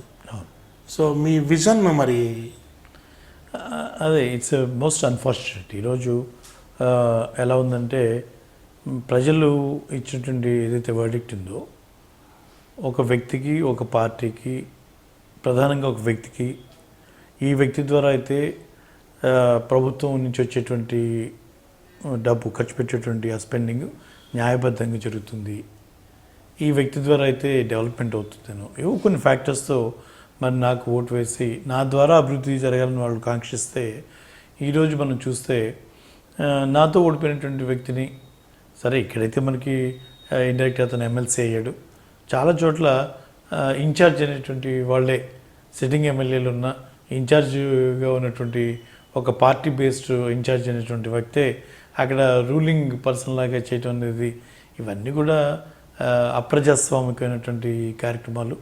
దీనివల్ల తప్పకుండా చంద్రబాబు నాయుడు గారికి చెడ్డ పేరు తప్పించి దీనివల్ల వచ్చేటువంటి మంచి పేరు ఉండదు. అంటే తెలుగుదేశం పార్టీ ఉన్నటువంటి ప్రభుత్వం చేస్తున్న కార్యక్రమాలు చెప్పుకోవడంలో వాళ్ళకు కూడా అవకాశం ఉంటుంది. ఇప్పుడు కూడా అధికార పార్టీ, ప్రతిపక్ష పార్టీ అనేది ఉంటాయి, రెండు ఉంటాయి. ప్రతిపక్ష పార్టీగా ప్రజల తరఫున ఎప్పటికప్పుడు మనం అడుగుతూ ఉంటాం, డిమాండ్ చేస్తూ ఉంటాం. ప్రధానంగా ఏవైతే వాళ్ళు మేనిఫెస్టోలో చెప్పి చేయలేనటువంటి అంశాలని వాళ్ళు గుర్తు చేసేటువంటి బాధ్యత ప్రజల తరఫున ప్రతిపక్షానికి ఉంటుంది. ఈ క్రమం ఇది ఒక రాజకీయ క్రమం. బట్ రాజ్యాంగంలో ఏముంది, ప్రజల చేత ఎన్నుకొనబడినటువంటి ఎమ్మెల్యే, శాసనసభ్యుడు ప్రథమ పౌరుడుగా ఉంటాడు. వాడికి ఒక ప్రోటోకాల్ ఉంటుంది, అది ఆ గౌరవం మనం ఎక్స్టెండ్ చేయాలి. ఇక్కడ ఉంటే అధికారులు శాసనసభ్యుడికి రిపోర్ట్ చేయాలి. ఇక్కడ ప్రభుత్వం పెట్టేటువంటి ఖర్చు ప్రతిదీ కూడా శాసనసభ్యుడికి తెలిసి జరగాలి. మరి ఎందుకు తెలిసి జరగాలి? శాసనసభ్యుడిగా ఉంటున్న నేను మరి బడ్జెట్ సమావేశంలో మనం పాల్గొనేటువంటి క్రమంలో ఏ డిపార్ట్మెంట్కి ఎంత కేటాయింపులు జరిగాయి, ఏ డిపార్ట్మెంట్ ఎఫెక్టివ్గా పనిచేస్తూ ఉంది, ఎక్కడ షార్టేజ్ ఆఫ్ ఫండ్స్ వచ్చాయి, ఎక్కడ సర్ప్లస్ ఉన్నాయి, ఇలాంటి విషయాలు తెలుసుకోవాలంటే మరి సంబంధించిన అధికారులందరూ కూడా శాసనసభ్యుడికి రిపోర్ట్ చేస్తూ ఉంటే అతనికి ఒక అవగాహన ఉంటుంది. నేనని కాదు, ఎవరికైనా సరే శాసనసభ్యుడికి తెలియజేయాల్సినటువంటి బాధ్యత, ఆ ప్రోటోకాల్ ఎక్స్టెండ్ చేయాల్సినటువంటి బాధ్యత మరి సంబంధించిన అధికారులకు ఉంటుంది. మరి ఇవాళ మనం చూస్తే అటువంటిది ఏం లేదు. శాసనసభ్యుడు అయిన నాకు ఏ విషయం తెలియజేయాల్సినటువంటి అవసరం లేదనేటువంటి పరిస్థితిలో ఇవాళ అధికారులు ఉన్నారని అంటే అది చాలా దురదృష్టం. It's not a good sign. అంటే వ్యవస్థను మనం పాడు చేసుకున్న తర్వాత వ్యక్తులు చాలా ఇబ్బంది పడేటువంటి పరిస్థితి మనం ఎదుర్కొంటాం. కానీ మీరు ఎమ్మెల్యేగా గెలిచి 3 సంవత్సరాలు అయిపోయింది. కాన్స్టిట్యున్సీలో మీరు ఒక విజన్తో వచ్చి ఉంటారు, నేను ఎమ్మెల్యేగా అయితే మీకు ఇది చేస్తాను. ఈ 3 ఏళ్లలో మీకు అసలు మీ ఎమ్మెల్యే ఫండ్ అన్నా వచ్చిందా? అది ఇందులో మనం అనుకున్నట్టుగా గతంలో మనకి కాన్స్టిట్యున్సీ డెవలప్మెంట్ ఫండ్ అనేది ఒకటి ఉండేది. దాని ద్వారా శాసనసభ్యులు కొంతవరకైనా కొన్ని ఎమర్జెన్సీస్ని మీట్ అయ్యేదానికి అవకాశం ఉండేది. ఈ పర్టికులర్ టర్మ్లో కంప్లీట్గా కాన్స్టిట్యున్సీ డెవలప్మెంట్ ఫండ్ తీసేసి దాన్ని స్పెషల్ డెవలప్మెంట్ ఫండ్ SDF అని పెట్టుకొని ముఖ్యమంత్రి విచక్షణ కిందనే పెట్టుకొని ఎవరైతే ఆయనకు వచ్చి రిక్వెస్ట్ చేసుకుంటారో వాళ్ళకే ఇస్తాం, లేకపోతే ఇవ్వం. ఎమ్మెల్యే అడిగినా ఎమ్మెల్యేకి ఇవ్వాల్సిన అవసరం లేదు. వాడు మా పార్టీ వాడైనా వాడు ఓడిపోయినా సరే వాడు కూడా ప్రజాప్రతినిధి, అతని పేరు మీద జీవో ఇచ్చేస్తాం అని చెప్పి ఓడిపోయిన వ్యక్తుల మీద ఇన్ఛార్జీల పేరు మీద కూడా జీవో ఇచ్చి మరి ఈరోజు వ్యవహారం చూస్తూ ఉంటే శాసనసభ్యుడిగా మేము ఎందుకు వచ్చామో ఇటువంటి సందర్భంలో ఇంత ఆశపడి వచ్చి ప్రజలకు ఏదో చేద్దాం అనుకుని వచ్చినటువంటి నాలాంటి వాళ్ళం అయితే వీఆర్ క్వైట్ డిసప్పాయింటెడ్. ప్రజల్లో అయితే చెప్తున్నాం, ఏదంటే ధైర్యంగా వెళ్ళి ప్రజల్లోకి వెళ్ళి జరుగుతున్నటువంటి విషయాలని ప్రజల్లో ఎండగడుతూ ఉన్నాం. సో ప్రజలకు కూడా థ్యాంక్స్ టు ఎలక్ట్రానిక్ మీడియా విషయాలు అర్థమవుతూ ఉన్నాయి. ఇవాళ ఇంత ముందులా లేదు, మనం చెప్పుకోవాల్సిన అవసరం కూడా లేదు. జరుగుతున్న ప్రతి విషయాన్ని కూడా ఎలక్ట్రానిక్ మీడియా ద్వారా పెద్ద చదువు లేకపోయినా, అంటే న్యూస్ పేపర్ అయితే చదివి అర్థం చేసుకోవాలి. ఎలక్ట్రానిక్ మీడియా అంటే చెప్పడం ద్వారా చాలా తేలిగ్గా అర్థమైపోతూ ఉన్నాయి జరుగుతున్నటువంటి పరిణామాలు. మేము ఈయనకి ఓటేస్తే ఈయన పనిచేయటం ఏంటి, ఈయన వచ్చి ఇనాగ్రేషన్ అంటాడు, ఈయన వచ్చి ఏదో ఓపెన్ చేసి చెప్తాడు, ఈ అధికారులందరూ కూడా ఈయన చుట్టూ పరిగెత్తటం ఏంటి, ఎమ్మెల్యే గారి దగ్గర ఎందుకు రావట్లేదు, ఇవన్నీ కూడా ఇవాళ గమనిస్తూ ఉన్నాం. ప్రజలు కూడా ఒక పెద్ద చర్చ జరుగుతూ ఉంది. ఇవంతా కూడా రేపు ప్రభుత్వానికి వ్యతిరేకత పెరగటానికి ఇదే కారణం అవుతుంది. అన్నం సతీష్ తెలుగుదేశం పార్టీ తరఫున మీ మీద పోటీ చేసి ఓడిపోయారు. తిరిగి అతనికే మళ్ళీ ప్రభుత్వం నుంచి ఎమ్మెల్సీ, తెలుగుదేశం పార్టీ నుంచి ఎమ్మెల్సీ పదవి ఇచ్చి మళ్ళీ కాన్స్టిట్యున్సీలో రాజకీయం చేయడం అనే దాన్ని మీరు ఎట్లా చూస్తున్నారు? ఇది అది వాళ్ళ ఇష్టం, ఎవరికి ఇస్తారనేది తెలుగుదేశం పార్టీ నిర్ణయం. వాళ్ళకుండే రీజన్స్ వాళ్ళకుంటాయి. మేబీ ఒక కారణం ఏంటంటే ఇక్కడ నుంచి వైఎస్ఆర్సీపీ తరఫున కూడా ఉమారెడ్డి వెంకటేశ్వర్లు గారికి ఎమ్మెల్సీ ఇచ్చారు. అదే సామాజిక వర్గం చెందినటువంటి వాడు అన్నం సతీష్. ఆ రకంగా కూడా అతనికి కొంచెం కన్సిడరేషన్లోకి వచ్చి ఉంటాడని నేను అనుకుంటా ఉన్నాను. ఆ క్రమంలో ఎమ్మెల్సీ అయ్యారు, అది వాళ్ళ అంతర్గత విషయం, దాని గురించి మనం పెద్దగా ఆలోచించాలి. కానీ ఎమ్మెల్యే పవర్స్కి, ఎమ్మెల్యే డిస్క్రిషనరీకి, ఎమ్మెల్సీకి పరిధి కొంత వేరియేషన్ ఉంటుంది. సో ఎవరు ఏ పని చేయాలనేది ఆల్రెడీ కాన్స్టిట్యూషన్లో ఉంది. ఇక్కడ ఆ లిమిట్ దాటినట్టుగా మీకేం కనిపించడం లేదు? చాలా స్పష్టంగా ఉంది, చాలా స్పష్టంగా అదే చెప్తున్నాను. ఒక ఎమ్మెల్సీకి ఉన్నటువంటి పరిధి వేరు, వాళ్ళ జిల్లాల్లో వాళ్ళు కొన్ని లోకల్ బాడీస్లో వాళ్ళకున్నటువంటి పరిమితుల్లో అతిక్రమించి ఒక శాసనసభ్యుడు చేయాల్సినటువంటి పనులు ఒక శాసన మండలి సభ్యుడు చేయటం అనేది ఇది అగెన్స్ట్ ప్రోటోకాల్.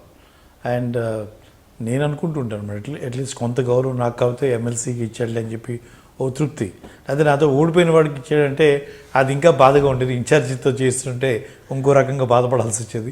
ఇవాళ అట్లీస్ట్ అతను ఒక శాసన మండలి సభ్యులుగా ఉన్నాడు, అతని ద్వారా చేయించుకోవటం ఒక ఎక్స్క్యూజ్ కూడా వీళ్ళకి దొరికింది. అధికారులకు కూడా శాసన మండలి సభ్యుడు కదా ఆయన ద్వారా అనే దాని మీద వాళ్ళు కొంత చిన్న ఎస్కేప్ అవడానికి ఒక అవకాశం కూడా వాళ్ళకి దొరికిందని చెప్పి నేను అనుకుంటాను.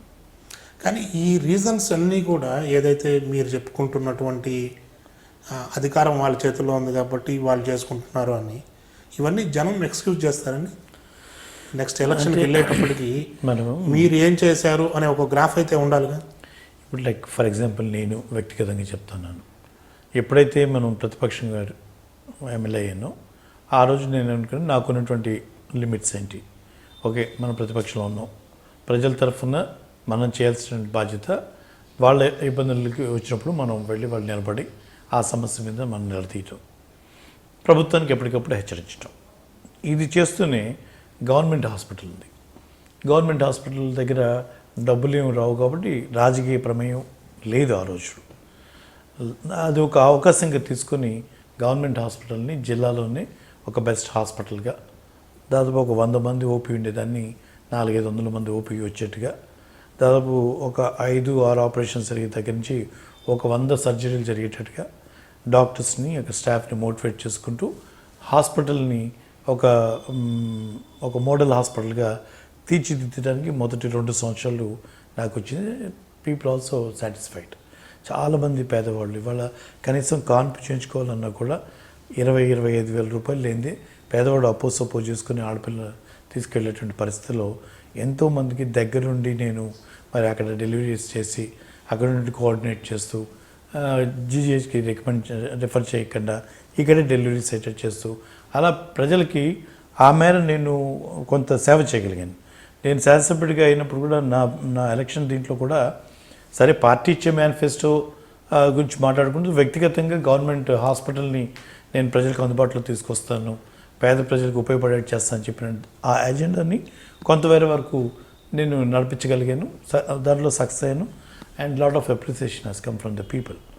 దాంతోపాటుగానే మరి శ్రీలంకకి ఉన్నటువంటి అద్భుతమైనటువంటి అవకాశాలు షోకేస్ చేయాలన్నా, బయటవాడు వచ్చి ఇక్కడ ఇన్వెస్ట్ చేయాలన్నా అక్కడ ఉన్నటువంటి వాతావరణం ఎప్పుడు దాదాపు 30-40 సంవత్సరాలుగా అక్కడ గుడిసెలు వేసుకొని రకరకాలుగా ఎంక్రోచ్మెంట్స్ ఉన్నటువంటి దాన్ని ఆ మొత్తం క్లియరప్ చేసి ఒక 15-20 ఎకరాలు అక్కడ ల్యాండ్ క్లీనప్ చేసి అక్కడ వాళ్ళ కోసం మనం షాపింగ్ కాంప్లెక్స్ ఒకటి నిర్మించి నా సొంత డబ్బులతోనే ఇవన్నీ చేస్తే అక్కడ కూడా I got lot of appreciation as a MLA. నాకున్నటువంటి విత్ ఇన్ ద లిమిట్స్లో వాళ్ళు ఎక్కడ నాతో ఇంటర్ఫియర్ కాకుండా ఎక్కడ ఇబ్బంది పడినంతసేపు నేను చేయగలిగాను. నాకు ఒక పేరు వస్తూ ఉందనో లేకపోతే ఇంతమంది ఎమ్మెల్యేలు ప్రతిపక్షంలో ఉండి ప్రతి గవర్నమెంట్ హాస్పిటల్లో వాళ్ళ ఇంటర్ఫరెన్స్ ఎందుకు ఉండాలనో మరి government has change A policy చేసి ఉన్నటువంటి ఎమ్మెల్యేలందరినీ కూడా హాస్పిటల్ డెవలప్మెంట్ కమిటీ చైర్మన్స్గా ఉండటానికి వీల్లేదు, మేము మళ్ళీ మా సొంత మనుషులు పెట్టుకుంటామని చెప్పి ప్రజాప్రతినిధులందరినీ తొలగించి ఒక జీవో ద్వారా వాళ్ళు కొత్త కమిటీస్ మళ్ళీ వాళ్ళ పొలిటికల్ అకామిడేషన్ కింద హాస్పిటల్స్ని కూడా ఒక పొలిటికలైజ్ చేసి మీ ప్రయత్నం ఒక రాజకీయ నిర్ణయానికి దారితీసింది. ఆ రకంగా అక్కడ కూడా అట్లాంటి అవకాశం లేకుండా పోయింది. ఎప్పుడైనా సరే నేను అనేక సందర్భాల్లో లైక్ ఇక్కడ మాకు ఒక శాండ్ ఇష్యూ వచ్చింది. ఇక్కడే కాదు ఓవరాల్ స్టేట్లో కూడా సుప్రీంకోర్టు డైరెక్షన్స్లో రివర్ శాండ్ మీద జరిగేటువంటి లిమిటేషన్స్ రెస్ట్రిక్షన్స్లో ఆ రోజు చాలా గందరగోళంగా ఉంటే బాపట్ల నుంచి మరి ఇక్కడ ఎటువంటి రివర్ లేదని ఇక్కడ దొరికేటువంటి ఇది ఇసక్క కాదు బొసకాన్ని ఎస్టాబ్లిష్ చేసి ఈ మా నియోజకవర్గాన్ని ఎగ్జామ్ చేయించినటువంటి అప్పుడు కూడా ప్రజల నుంచి చాలా అప్రిసియేషన్ వచ్చింది. దానికోసం మొత్తం జిల్లాలోనే 14 డిపార్ట్మెంట్స్ నేను కన్విన్స్ చేసి అప్పటి మంత్రి ఉన్నటువంటి పత్తిపాటి పుల్లారావు గారిని కానీ జిల్లా కలెక్టర్ని ఎస్పీని కూర్చోబెట్టి 14 డిపార్ట్మెంట్స్ని కూర్చోబెట్టి శాండ్ పాలసీ తీసి రేట్ ఫిక్సేషన్ చేసి దాన్ని క్లాసిఫై చేసి ఇసక్ కాదు బొస్క్ అని చెప్పి ఇట్స్ ఎగ్జామ్ చేసి చేయడం అనేది మామూలు విషయం కాదు. అండ్ పీపుల్ హ్యావ్ అబ్జర్వ్డ్ నా కెపాసిటీ ఏంటి, నేను ఏం చేయగలను ప్రజలకు తెలుసు. అవకాశం వచ్చినప్పుడు తప్పకుండా చేస్తాననేటువంటి నమ్మకం ప్రజల్లో ఉంది. మేమేం చేయలేకపోతున్నటువంటి విషయాన్ని ఓపెన్గా చెప్తా ఉన్నాం. మా పరిధి ఏంటి, మేమేం చేద్దాం అనుకున్నాం, ఏం చేయలేకపోతున్నటువంటి విషయాన్ని ప్రజలకి బాగా ఎడ్యుకేట్ చేస్తున్నాం. గడప గడపకి వైఎస్ఆర్ అనేటువంటి కార్యక్రమం ద్వారా ప్రతి ఇంటికి వెళ్ళాం. ప్రతి ఇంటి దగ్గర ప్రతి స్ట్రీట్ కార్నర్ మీటింగ్లో కూడా జరుగుతున్నటువంటి విషయాలన్నిటి కూడా మేము ఎక్స్ప్లెయిన్ చేయడంలో సఫలీకృతున్నాయని చెప్పి అనుకుంటూ ఉన్నాను. ఆ క్రమంలోనే తప్పకుండా ప్రజలు ఓపెన్గా చెప్తున్నాను, ఇవాళ 4 పనులు చేయలేదని చెప్పి మీరు బాధపడద్దు. రేపటి రోజున వైఎస్ఆర్ కాంగ్రెస్ పార్టీ అధికారంలోకి వచ్చి తీరుతుంది. తప్పకుండా నాకు మంచి రోజులు వస్తాయి, రేపు 40 పనులు చేస్తానని చెప్పి ధీమాగా చెప్తాను. బాపట్లలో దొరికేది ఇసుక కాదు బుసక అని తేల్చారు. అసలు ఇంతకీ ఈ బుసక ఏంటండి? అంటే it is not good for the కన్స్ట్రక్షన్లో వాడేటువంటి శాండ్ కాదు అని. బుసక అంటే it's a fine coarse sand, కొంచెం నల్లరేగడి ఉంటుంది. అది మనకి కన్స్ట్రక్షన్లో వాడేటప్పుడు మీరు చూస్తే కొంచెం బరక ఉండాలి, అలాగ ఉండదు ఇక్కడ శాండ్. దీన్ని బుసక అంటారు. అంటే దీన్ని ఎప్పుడు కూడా ఫిల్లింగ్కి దానికి ఉపయోగించుకోవచ్చు, కానీ కన్స్ట్రక్షన్ యాక్టివిటీలో వాడే శాండ్ కాదు అది. అయినా అది ఆ క్లాసిఫికేషన్ లేక ఇక్కడ నుండి మైనింగ్ డిపార్ట్మెంట్స్ వాళ్ళు, పోలీస్ డిపార్ట్మెంట్ వాళ్ళు అనేక కేసులు పెడతా ఉండేవాళ్ళు. పొలాల్లో మన సొంత పొలంలో మట్టి తెచ్చుకొని ఇంట్లో మెరక తోలుకున్నా కూడా దాని మీద కేసులు వచ్చేవి. అలా గందరగోళం ఉన్నటువంటి పరిస్థితుల్లో ఆ రోజు దాన్ని స్టడీ చేసి దాని మీద నేను గవర్నమెంట్కి రిప్రజెంట్ చేసి దాన్ని ఎగ్జామ్ చేయించగలిగాను. అంటే మీరు ఈ పుస్తకాన్ని కూడా మీరే కనిపెట్టారు? అవును.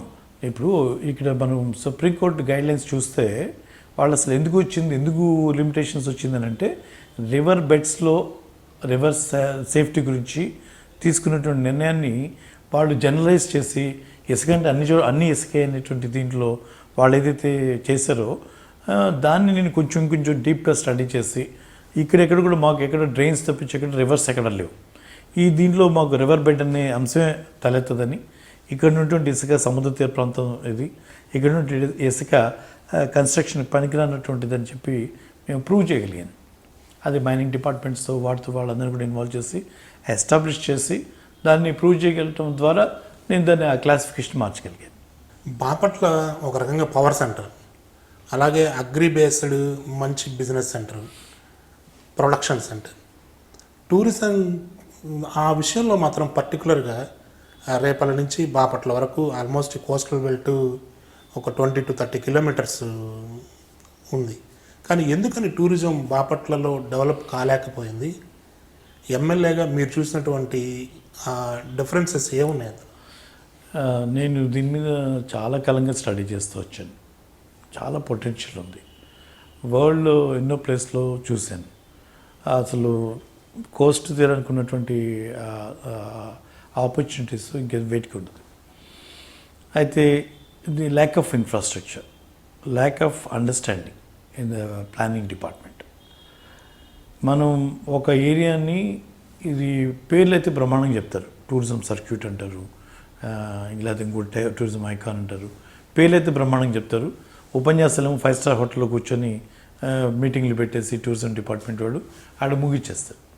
అలా కాకుండా మనం ఏదైతే ఆబ్జెక్టివ్తో ఏ ప్లేస్ని మనం సెలెక్ట్ చేసుకుంటామో, ఎవరి గురించి మనం టార్గెట్ చేస్తున్నాం అనేది కూడా మనం ఫిక్స్ చేసుకోవాలి.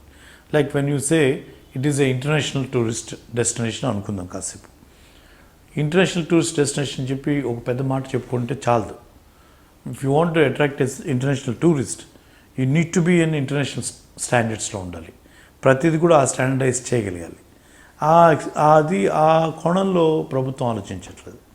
If you want to be at a all India level, so అక్కడి నుంచి వచ్చేటువంటి టూరిస్ట్ ఎక్స్పెక్టేషన్ ఉండాలి. సో ఏ రకంగా అతను స్టేషన్లో దిగిన దగ్గర నుంచి సీపోర్ట్కి వెళ్ళే దగ్గరికి ఎంత క్విక్గా వెళ్ళగలుగుతాడు, ఈ క్రమంలో ఇక్కడ దిగినప్పుడు ఇక్కడ ఉన్నటువంటి లాడ్జెస్ కానీ ఇక్కడ ఉన్నటువంటి హోటల్స్ కానీ ఎంతవరకు వాళ్ళ నీడ్స్ని క్యాటర్ చేసేటువంటి పరిస్థితి ఉంది, ఇక్కడి నుంచి వెళ్ళేటువంటి అప్రోచ్ రోడ్స్ ఏ స్టాండర్డ్స్లో ఉన్నాయి, ఇలాంటి ఎన్నో దీంట్లో ఉంటాయి. అక్కడికి వెళ్ళాక ఫ్రెష్ వాటర్ అవైలబిలిటీ ఏంటి, మీరు ఒకసారి సముద్ర స్నానం చేసిన తర్వాత రిఫ్రెష్ అవ్వాలంటే you need fresh water. So అక్కడ నుండి పరిస్థితులు ఏంటి, అక్కడి దాకా వెళ్ళాక దాన్ని ఎంజాయ్ చేయాలి అని అంటే అక్కడ ఒక వాతావరణం ఉండాలి.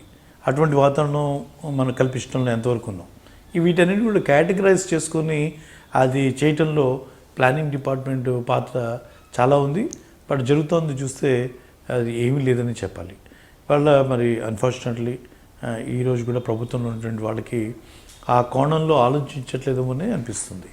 ఆ క్రమంలో నా బాధ్యతగా నేను అపోజిషన్లో ఉన్న వాళ్ళకి ఓపెన్గానే నేను చాలా సందర్భాల్లో చెప్పాను. దాన్ని మీరు అన్నట్టుగా రేపల నుంచి చీరాల మనం కోస్ట్ నుంచి కనెక్ట్ చేయగలిగితే అది కూడా ఒక ఎలివేటెడ్ రోడ్డు ద్వారా తీసుకొని వస్తే బాగుంటుంది.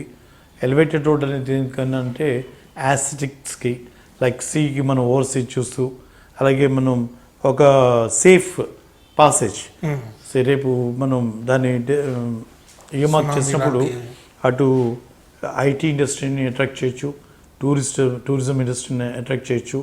ప్యారలల్గా మనం సోలార్ పవర్ని జనరేట్ చేసుకుంటూ ఈ మూడింటిని కూడా మనం చేయగలిగితే ఒకదానికొకటి ఇది కాంప్లిమెంట్ చేస్తాయి. ఈ మూడు ఇండస్ట్రీస్ ఒకదానికొకటి ఇంటర్ డిపెండెంట్గా ఉంటాయి. ఈ మూడు కనుక మనం తీసుకొని దాదాపు ఒక 20-25,000 ఏకర్స్ ఫారెస్ట్ ల్యాండ్ ఉంది, లేకపోతే వ్యాంపిక్ కింద ఎక్వైజిషన్ ల్యాండ్ ఉంది. వీటన్నిటిని కనెక్ట్ చేసుకొని తీసుకొస్తే పెద్ద పొటెన్షియల్ ఉన్నటువంటి ఏరియాగా నేను పలు సందర్భాల్లో ఈ గవర్నమెంట్కి తెలియజేశాను. తప్పకుండా భవిష్యత్తులో మాకంటూ అవకాశం వస్తే అది ఆ కళ నెరవేర్చడానికి కూడా ప్రయత్నం చేస్తాను. రఘుపతి గారు, మీరు ఇండస్ట్రియలిస్ట్గా ఉన్నప్పుడు చంద్రబాబు నాయుడు గారికి ఒక విజన్ ఉంది అని నమ్మారు. ఎమ్మెల్యేగా ఉండేటప్పుడు రఘుపతి బాబు గారికి చంద్రబాబు నాయుడు గారి విజన్ నచ్చట్లేదు, ఎందుకని కారణం? It is really most unfortunate to have a chief minister with that sort of mind. 2003లో Chandrababu Naidu గారితో పాటుగా చాలా క్లోజ్గా పనిచేశాను. నన్ను ఇండస్ట్రియల్ ప్రమోషన్ కౌన్సిల్ మెంబర్గా తీసుకున్నాడు. అప్పుడు ఒక బోర్డు ఉండేది, ఆయన చైర్మన్గా ఉండేవారు. మేము పలు సందర్భాల్లో మాటల్లో ఎన్నో మరి సూచనలు చేస్తాం. ఔటర్ రింగ్ రోడ్డు ఫ్రేమ్ చేసేటప్పుడు కూడా ఇండస్ట్రీ అవసరాన్ని గురించి కూడా మేము ఎప్పుడు కూడా మనం చెప్తూ ఉండేవాడిని. అలాగే ఇండస్ట్రీకి అటు యూనివర్సిటీకి గవర్నమెంట్కి మధ్య ఉన్నటువంటి గ్యాప్ గురించి ఎన్నో పేపర్స్ గవర్నమెంట్కి ఇచ్చాను. ఆ రోజు ఆయనతో మాట్లాడినటువంటి పరిస్థితుల్లో ఆయనకున్నటువంటి ఆలోచన విధానాలు ఒక రకంగా ఉండేవి. మరి ఈ 10 ఏళ్ల గ్యాప్ ద్వారా ఇప్పుడు వచ్చినటువంటి అవకాశంలో మరి చాలా అద్భుతమైనటువంటి అవకాశం చంద్రబాబు నాయుడు గారికి వచ్చిందని చెప్పి ఒక క్షణం అనుకున్నాను. మరి దాన్ని ఎందుకు ఆయన ఇంత తొందరపాటుతనంతో ఒక మనిషి ఒక ఫ్రస్ట్రేషన్లో ఉన్నట్టుగా అనిపిస్తుంది. ప్రతి సందర్భం చూసినప్పుడల్లా ఒక స్థిమితంగా మనకున్నటువంటి బలం ఏంటి, మనకున్నటువంటి బలహీనత ఏంటి అని అనలైజ్ చేసుకోవడంలో ఆయన ఎక్కడో మిస్ అవుతున్నాడు. ఎందుకంటే మీరు చూస్తే ఈ రాష్ట్రం విడిపోయింది, చాలా బాధపడ్డాం. మనకున్నటువంటి దీని మీద రాష్ట్రం విడగొట్టే ముందర శివరామకృష్ణ కమిటీ అని చెప్పి ఒక కమిటీని వేశారు. నిష్ణాతులు దాంట్లో పెట్టారు. ఒక 5-6 నెలలు వాళ్ళంతా కూడా స్టడీ చేసి మనకున్నటువంటి పరిస్థితులను కూడా అంచనా వేసి గతంలో 64-65% ఉన్నటువంటి అగ్రికల్చర్ డిపెండెన్సీ ఈ రాష్ట్రం విడిపోయిన తర్వాత పరిశ్రమలన్నీ హైదరాబాద్లో ఉండటంతో అగ్రికల్చర్ మీద ఆధారపడేటువంటి వాళ్ళు పెరుగుతున్నారు. నియర్లీ 70+ వెళ్తూ ఉన్నటువంటి క్రమంలో ఒక్క క్రాప్ ఫెయిల్ అయినా కూడా మరి దాని మీద ఎంతోమంది ఆధారపడే పరిస్థితుల్లో ఒక్కసారి మొత్తం కూడా మరి అంత పెద్ద వాళ్ళకి మనం ఇంకొక సబ్స్టిట్యూట్గా వాళ్ళకి ఇంకొకటి మనం చూపించలేనటువంటి పరిస్థితి, ఇంకో పని కల్పించలేనటువంటి పరిస్థితి. ఇంత సెన్సిటివ్ రంగానికి ఎంతో ప్రాధాన్యత ఇవ్వాలి, ఉన్నటువంటి వనరులు ఎక్కువ కేటాయింపులు జరగాలి, ఉన్నటువంటి పెండింగ్ ప్రాజెక్ట్స్ అన్నీ కూడా త్వరితగతిన పూర్తి చేసుకోవాలి.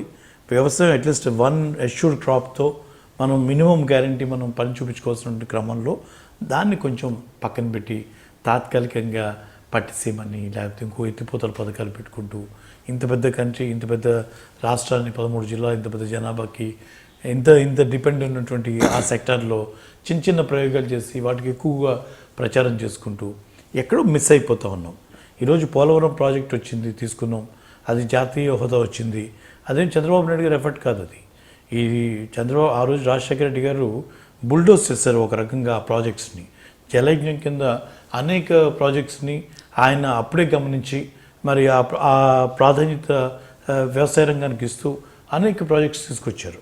ఆ రోజు ప్రాజెక్ట్ శాంక్షన్స్ కాకపోయినా కాలువల్ని పుష్ చేశారు కాబట్టి, ల్యాండ్ ఎక్విజిషన్ చేశారు కాబట్టి ఈరోజు కొంత వెసులుబాటు వచ్చింది. ఇవాళ కేంద్ర ప్రభుత్వం మరి మనకి సపరేట్ చేసిన తర్వాత ఇచ్చేటువంటి వాగ్దానాల్లో ఒక వాగ్దానం పోలవరం ప్రాజెక్టు. మరి నేషనల్ ప్రాజెక్ట్ కింద ఉన్నటువంటి ప్రాజెక్టుని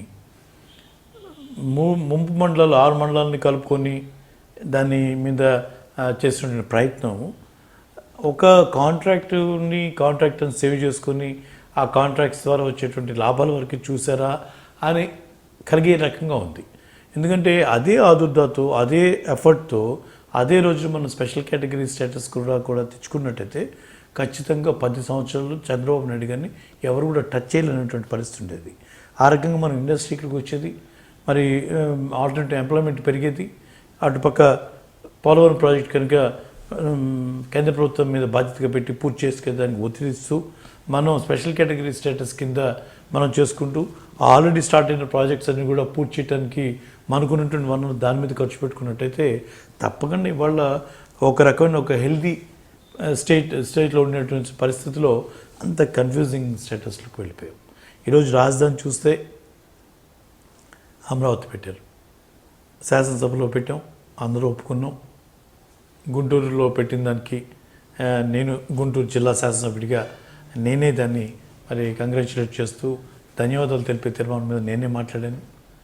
ఇవన్నీ అయిపోయి కూడా ఇప్పుడు కూడా ఇంకా జగన్మోహన్ రెడ్డి గారికి ఇది ఇంట్రెస్ట్ లేదు, లేదా వైఎస్ఆర్సీపీ వాళ్ళకి ఇది ఇంట్రెస్ట్ లేదు, ఎక్కడికి వెళ్ళిపోతుంది, ఎక్కడికి తీసుకెళ్ళాలని చూస్తున్నారు అనేటువంటి ఏదైతే చర్చ ఉందో దీనివల్ల whenever you raise your objections ఇప్పుడు జరుగుతుంది దాంట్లో జాగ్రత్తలు తీసుకుంటారని చెప్పగానే మీకు ఇంట్రెస్ట్ లేదనేటువంటి ఏదైతే వాదన ఇదంతా కూడా ఎక్కడికి వెళ్తా ఉందనంటే టోటల్గా ఆయనకున్నటువంటి కన్ఫ్యూజన్ అంతా రాష్ట్రం మీద రుద్దుతున్నట్టుగా అనిపిస్తుంది. సో ఈ రకమైనటువంటి పరిస్థితుల్లో ఈ రాష్ట్ర ప్రజలు చాలా అసంతృప్తితో ఉన్నారు. ఒక క్లారిటీ లేదు ఆయన మనిషిలో ఉన్నటువంటి పరిస్థితులు. గతంలో ఉన్నటువంటి చంద్రబాబు నాయుడు గారికి ఇప్పుడు ఉన్నటువంటి చంద్రబాబు నాయుడు గారికి చూస్తే అక్కడ ఆ క్లారిటీ మిస్ అవుతోందని నా భావన. మీరేమో ఆయన పర్సనల్ వ్యవహారాలకు సంబంధించినటువంటి ఒత్తిళ్లలో రాష్ట్ర రాజధాని ఇక్కడికి తెచ్చారని అన్నారు. అసలు ఉన్న జనరల్ ఇష్యూ కూడా రాష్ట్రం ఇక్కడ ఉంది, రాజధాని మనకు సంబంధం లేని రాష్ట్రంలో ఉండటం ఎందుకు, అందుకే ఇక్కడికి తీసుకొస్తున్నాను అన్నటువంటి వాదన వాళ్ళు వినిపించుకుంటున్నారు. ఇది తప్పండి. ఎందుకంటే ఇప్పుడు విభజన బిల్లు పెట్టాక దీని మీద చర్చ జరిగినప్పుడు 10 ఏళ్ళు ఎట్లా, మాకు 10 ఏళ్ళు ఎట్లా సరిపోతుంది, 10 ఏళ్ళు ఎట్లా కడతాం, మాకు 15 ఏళ్ళు కావాలన్నారు. అలాగే ప్రత్యేక హోదా మాకు 5 ఏళ్ళు చాలదు, 10 ఏళ్ళు కావాలని ఒకళ్ళు 15 ఏళ్ళు కావాలని వాదించారు. ఆ వాదనలన్నీ ఏమయ్యాయి? నీకు లోటు బడ్జెట్ ఉంటుందని తెలుసు, నువ్వు అప్పటికప్పుడు అడ్మినిస్ట్రేట్ చేయలేవని తెలుసు, అన్నీ తెలుసు. నిన్నటిదాకా కలిసి ఉన్నాం కదా. ఈ మొత్తం ఇప్పుడున్న 13 జిల్లాలు ఎక్కడి నుంచి అడ్మినిస్ట్రేట్ అయ్యాయి? అక్కడి నుంచి పరిపాలించాం కదా, హైదరాబాద్ నుంచి పరిపాలించాం కదా. ఈరోజు రాష్ట్రం విడిపోయి ఉండొచ్చు, అది వేరే రాష్ట్రంకి చెందిన క్యాపిటల్గా అది ఉండొచ్చు, కానీ మనం ఒకసారి ఆలోచన చేస్తే నిన్నటిదాకా అదే హైదరాబాద్ నుంచే పరిపాలించారు అందరినీ కూడా. ఈరోజు ఆయన ఏదో ఓటు కేసులో ఇరుక్కున్నారనో, ఆయనకున్నటువంటి కేసుల్లో, లేకపోతే చంద్రశేఖరరావు గారు ఆయన సరిగ్గా రెస్పెక్ట్ చేయట్లేదనో, లేకపోతే అక్కడ పోలీసు వాళ్ళు వాళ్ళ చేతిలో ఉండట్లేదనో, ఫర్ వేరియస్ రీజన్స్ ఇవాళ అర్జెంటుగా నువ్వు తీసుకొచ్చి ఇదేదో సెంటిమెంట్కి ముడిపెట్టేసి అర్జెంటుగా కట్టాలనేది చేయటం అనేది ఉందో ఇది ఒక తొందరపాటు చర్యగానే మనం భావించాల్సి వస్తుంది.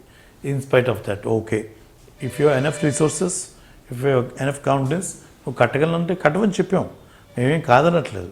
ఆ కట్టేటువంటి క్రమంలో కూడా అంత మళ్ళీ తొందరపాటే కదా. ఇప్పుడు 2 ఏళ్ళు మనం ఖాళీగా కూర్చొని 3వ సంవత్సరం మనం తాత్కాలిక రాజధాని కట్టేద్దామని గబాన్ని నిర్ణయం తీసుకుంటాం. మరి ఎంతంత డబ్బు ఖర్చు పెడతా ఉన్నాం ఒక తాత్కాలిక రాజధాని పేరు మీద? మరి విపరీతమైనటువంటి డబ్బు. ఆ తొందరపాటు చర్యల్లో 6 నెలలు అయిపోవాలంటే ఒక స్పెషల్ కాంట్రాక్ట్కి అవార్డ్ చేసేయటం, మామూలు షెడ్యూల్ ఆఫ్ రేట్స్ కన్నా విపరీతమైన రేట్లకు ఇచ్చేసేయటం, ఇది ఎవరి కోసం? ఇవన్నీ కూడా ఒక అనుభవజ్ఞుడైనటువంటి వ్యక్తిగా ఒక 10 సంవత్సరాలు ముఖ్యమంత్రిగా చేసినటువంటి అనుభవం ఉన్నటువంటి వ్యక్తిగా కొంతమంది ప్రజలు నమ్మి ఆయనకు ఒక అవకాశం ఇచ్చారు. ఆ అనుభవం ఎక్కడికి పోయిందని అడుగుతాను. ఎందుకు ఈ తొందరపాటు అని అడుగుతాను. పెండి కొద్ది రెట్టు అన్నారు పెద్దవాళ్ళు. ఉన్నంతలో బాగుంటారని ట్రై చేయాలి. ఈరోజు తెలుగుదనం ఉట్టిపడేట్టు మనం కట్టాల్సిన రాజధాని కాసేపు మనం సింగపూర్ అంటాం, కాసేపు యూరోప్ అంటాం, కాసేపు డాలస్ అంటాం, రకరకాలుగా మనం చెప్పుకుంటున్న పరిస్థితి చూస్తే ఈ యొక్క ప్రజల రాజధాని కట్టడానికి ప్రయత్నం జరుగుతున్నట్టుగా లేదు. ఇది ఒక బిజినెస్ మాడ్యూల్ కింద తయారైనట్టుగానే కనబడుతోంది. రాజధాని నిర్మాణానికి భూములను సేకరించేటప్పుడు భూముల మీద ఆరోపణలు చేశారు. రాజధాని నిర్మాణం జరిగితే అక్కడ ఆరోపణ చేస్తున్నారు. అసలు వైఎస్ఆర్ కాంగ్రెస్ పార్టీకి ఇక్కడ రాజధాని రావడమే ఇష్టం లేదు అనే ఒక ప్రధానమైన ఆరోపణ మీకు ఎప్పుడు వస్తూనే ఉంటుంది. ఇది జనరల్గా ఇప్పుడు మనం like when the selected that area, పర్టికులర్గా తుళ్ళూరు ఏరియా ఇప్పుడు దీంట్లో శ్రీరామ్ కృష్ణ కమిటీలో వాళ్ళు ప్రత్యేకంగా చెప్పారు, కొన్ని సూచనలు ఇచ్చారు. దొనకొండ ప్రాంతంలో మ్యాక్సిమం గవర్నమెంట్ ల్యాండ్ ఉంది, అయితే కొంత వాటర్ ఇబ్బంది ఉంది, దాన్ని ఏర్పరచుకుంటే దట్స్ ద బెస్ట్ ప్లేస్ అని, అటు రాయలసీమ వాళ్ళకి ఇటు మనకి అందరూ కూడా మధ్యస్థంగా ఉంటుందని ఒక ప్రపోజల్ వాళ్ళు ఇచ్చిన ప్రపోజలే. సరే, ఒకవేళ విజయవాడ గుంటూరు మధ్యలో పెట్టుకుంటే మొత్తానికి సెంటర్గా ఉంటుంది అని ఒకవేళ మీరు అనుకుంటే దాన్ని అడ్మినిస్ట్రేటివ్ క్యాపిటల్కి పరిమితం చేసుకోమని కూడా చెప్పారు. మనం దాన్ని మర్చిపోయాం, దాన్ని బుట్టదాఖలా చేసాం. నువ్వు అడ్మినిస్ట్రేటివ్ క్యాపిటల్ అంటే what you need about 10,000 acres, nothing more than that. ఈరోజు మేము లాస్ట్ సెషన్లో చూస్తే మీరు అంతా కలిపి 2,000 ఎకరాల్లో అన్నీ వచ్చేస్తున్నాయి. వాళ్ళ పవర్ పాయింట్ ప్రజెంటేషన్ చూస్తే అసెంబ్లీ భవనాలు కానీ, లేకపోతే సెక్రటేరియట్ బిల్డింగ్ కానీ, లేకపోతే డైరెక్టరేట్స్ కానీ, లేకపోతే గవర్నర్ బంగ్లా కానీ, లేకపోతే హైకోర్టు కానీ, అంతా కలిపి 2,000 ఎకరాల్లో నువ్వు చూపిస్తూ ఇప్పటికే 33,000 ఎకరాలు తీసుకున్నావు, ఇంకొక 15,000 ఎకరాలు ల్యాండ్ ఎక్విజిషన్ ద్వారా తీసుకుంటా అంటున్నాం. దేనికోసం అంటున్నాం? మా policy we are not against Amaravati. Agreed అయిపోయింది, శాసనసభలో మాట్లాడుకున్నాం, మేము కూడా ఇడాన్మస్గా చేసాం, అయిపోయింది. ఇప్పుడు మేము ఇచ్చేటువంటి సూచనలని నువ్వు పరిగణలోకి తీసుకోవాల్సిన అవసరం ఉందా లేదా?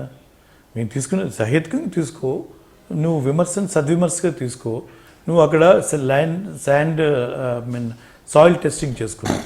సాయిల్ టెస్ట్ చేసినప్పుడు అక్కడ మీరు పెట్టినటువంటి టెక్నికల్ రిపోర్ట్స్ తీసుకున్నప్పుడు ఆ ఏరియా సబ్మర్జింగ్ ఏరియా మీరు తీసుకున్న దాంట్లో దాదాపు 15,000 ఎకరాలు ముంపుకు గురయ్యేటువంటి ప్రమాదం ఉందని చెప్పి మీరు పెట్టినటువంటి వాళ్ళే ఇచ్చారు. ఆ రిపోర్ట్స్ గురించి ఎక్కడ నువ్వు ఎందుకు మాట్లాడవు? మరి అక్కడ ఉన్నటువంటి సాయిల్ కండిషన్స్ గురించి చెప్పారు. దీంట్లో కన్స్ట్రక్షన్ కాస్ట్ పెరుగుతుంది, అనవసరంగా చాలా ఎక్స్పెన్సివ్ అవుతుందని వాళ్ళు ఇచ్చారు. వాటిని పక్కన పడేస్తావు. మరి అవన్నీ మేము ఎత్తి చూపిస్తే ఇది ప్రజల డబ్బుతో మనం కట్టేది, ఇదేమి తెలుగుదేశం పార్టీ వాళ్ళు ఏమి వాళ్ళ ఫండ్స్తో కట్టేది కాదు, అదే చంద్రబాబు నాయుడు గారు సొంత డబ్బుతో కట్టేది కాదు. ప్రజలతో కట్టాలి కాబట్టి ప్రజలకి జవాబుదారీతనంగా ఉండాలి. ఉన్నంతలో బెటర్ క్యాపిటల్ కట్టడానికి వీలైనంతగా మనం అన్ని రకాలుగా మనం చూసుకొని వెళ్ళాల్సినటువంటి పరిస్థితుల్లో జరుగుతున్నటువంటి దుబారా గురించి ప్రశ్నిస్తే అది వ్యతిరేకం అనేటువంటి రాజధానికి వ్యతిరేకం అనేటువంటి వాదం తీసుకెళ్ళడం తప్పు. ఇవాళ రామకృష్ణారెడ్డి గారు అక్కడ శాసనసభ్యులు ఉన్నారు, వారు పలు సందర్భాల్లో చెప్పారు. ఇక్కడ మేము చెప్తామని ఒకటే విషయం చెప్తున్నాం.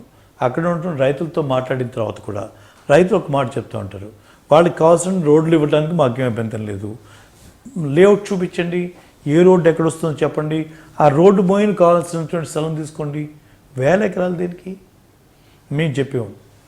జగన్మోహన్ రెడ్డి గారు కూడా పలు సందర్భాల్లో చెప్పారు. ఏం చెప్పారు?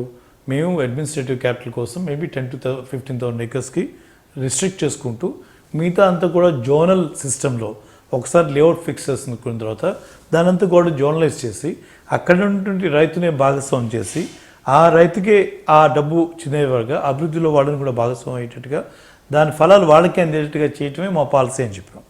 So we are not taking away from the Amaravati or we are not against Amaravati. This is very clear. Jaganmohan Reddy గారు చెప్పారు, పలు సందర్భాల్లో అక్కడ లోక స్థానిక శాసనసభ్యులు చెప్పారు, నేను పలు సందర్భాల్లో దాని మీద మాట్లాడాను.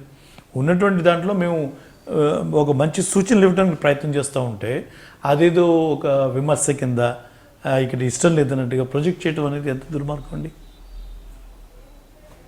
కానీ ఇదే చంద్రబాబు నాయుడు గారు సైబరాబాద్ సిటీ అనే ఒక నిర్మాణం చేశారు.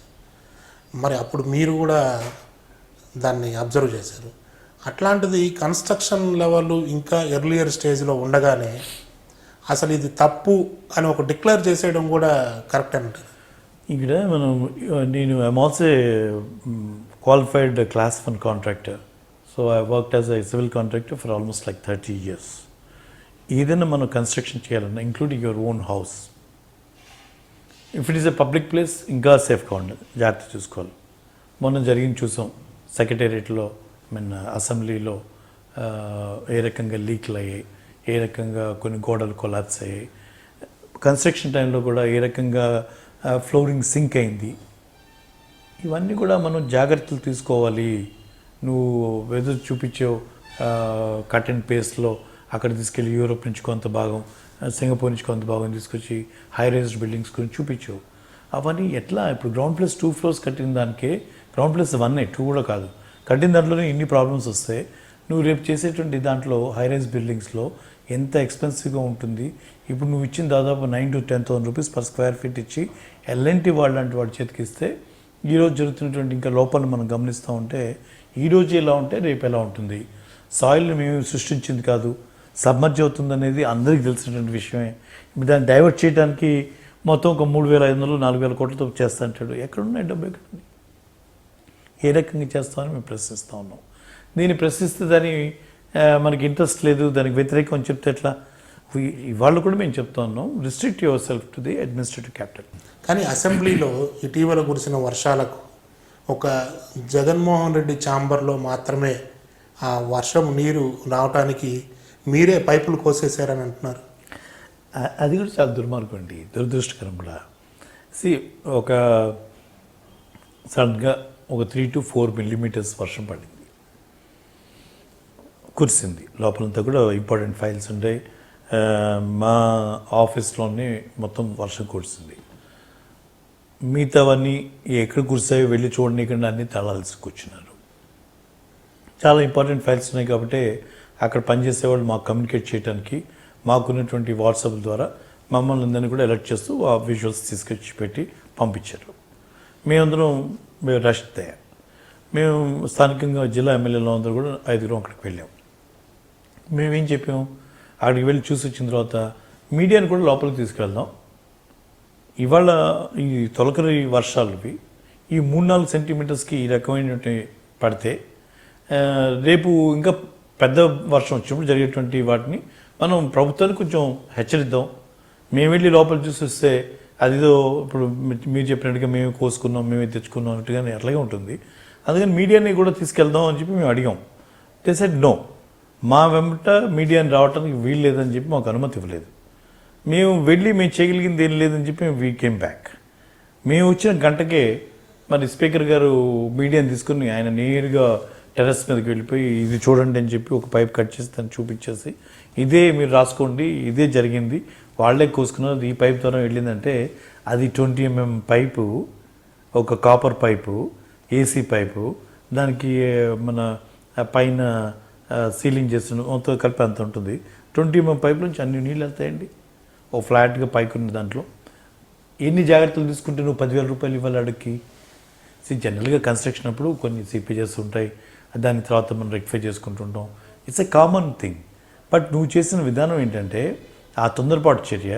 అదే మాతో పాటే వచ్చినట్టయితే ప్రెస్ వాళ్ళు అదే చూసుకునేవాళ్ళు. మీతో కూడా ఓపెన్ చేయమని అడిగారు. స్పీకర్ గారితో వెళ్ళినా కూడా మిగతా ఛాంబర్స్ ఓపెన్ చేసి చూపించండి అని అడిగితే అవేమి అన్ని తాళాలు వేస్తున్నాయి, అవి చూడటానికి లేదు, మీకు చూపించింది చూసి మీరు వెళ్ళండి అని చెప్పారు. మరి దాన్ని ఏ రకంగా చూస్తాం? మేము అడుగుతున్నాం, మేము ఏదో తప్పు పట్టాలని కాదు, జరిగింది వాస్తవం కాదా దాని మీద నిగ్గు తెల్చండి. మిగతా గోడలు కూలిపోయి ఆ గోడ కూడా వెళ్ళి జగన్మోహన్ రెడ్డి పడవేసి వచ్చాడా? అదెందుకు పడిపోయింది అక్కడ గోడ? దాని మీద చెప్పాలి, అక్కడ పైప్ కోసాడు ఎవడో కావాలని. సో దాని నుంచి వచ్చాయని చెప్తున్నాం. పైన ఇంత హైలీ సెక్యూర్డ్ ఏరియా, ఎవడు వెళ్ళడానికి ఎక్కడికి వెళ్ళడానికి అన్ని చోట్ల కూడా నియంత్రణ ఉంటుంది, అన్ని చోట్ల సెక్యూరిటీ ఉంటుంది, అన్ని చోట్ల సీసీ కెమెరాస్ ఉంటాయి. ఇంత పకడ్బందీగా ఉండేటువంటి దాంట్లో ఎవడో పైకి వెళ్ళి కోసేశారని చెప్పి ఒక ఫాల్స్ స్టోరీ చెప్తే ప్రజలు నమ్ముతారండి దాన్ని? దాని మీద సిఐడి విచారణ కూడా నడుస్తున్నట్టుంది. చెప్పను, సిఐడి ఎంక్వైరీ ఏంటి, సిబిఐ ఎంక్వైరీ వేయండి, దాన్ని చాలా జాగ్రత్త తీసుకోవాలి. మేము హై సెక్యూరిటీ జోన్ ఉన్నది, శాసనసభ్యులందరూ ఉండేది, మంత్రులు ఉండేది, అటువంటి ప్లేస్లో ఎవరో వెళ్ళి కోసేశారని అంటే దాన్ని చాలా తేలిగ్గా తీసుకోకూడదు కదా. మేము దాన్ని సిబిఐ ఎంక్వైరీ కూడా వేయడం. సిఐడి ఏంటి, సిబిఐ ఎంక్వైరీ వేయమని చెప్పాము. ఒక పైన సీపేజ్ వస్తే, లీకేజ్ వస్తే అది ఒక రూమ్కి పరిమితం ఎందుకైంది? మిగతా ఛాంబర్స్ ఎందుకు ఓపెన్ చేసి చూపించలేకపోయారు? అక్కడేం లేదు చూడండి, ఇక్కడ వీళ్ళదే అని చెప్పి మా ఛాంబర్ ఓపెన్ చేయించి అది చూపించి మిగతా ఛాంబర్లు కూడా అన్నీ ఓపెన్ చేసి ఇవన్నీ చూడండి చాలా డ్రైగా ఉన్నాయి, ఇక్కడ ఏం లేదు, అది ఒక్కటే జరిగిందని చెప్తే yes it is acceptable. But they have not done that. దాని మీద మరి ప్రజలే దాన్ని గమనించుకోవాలి.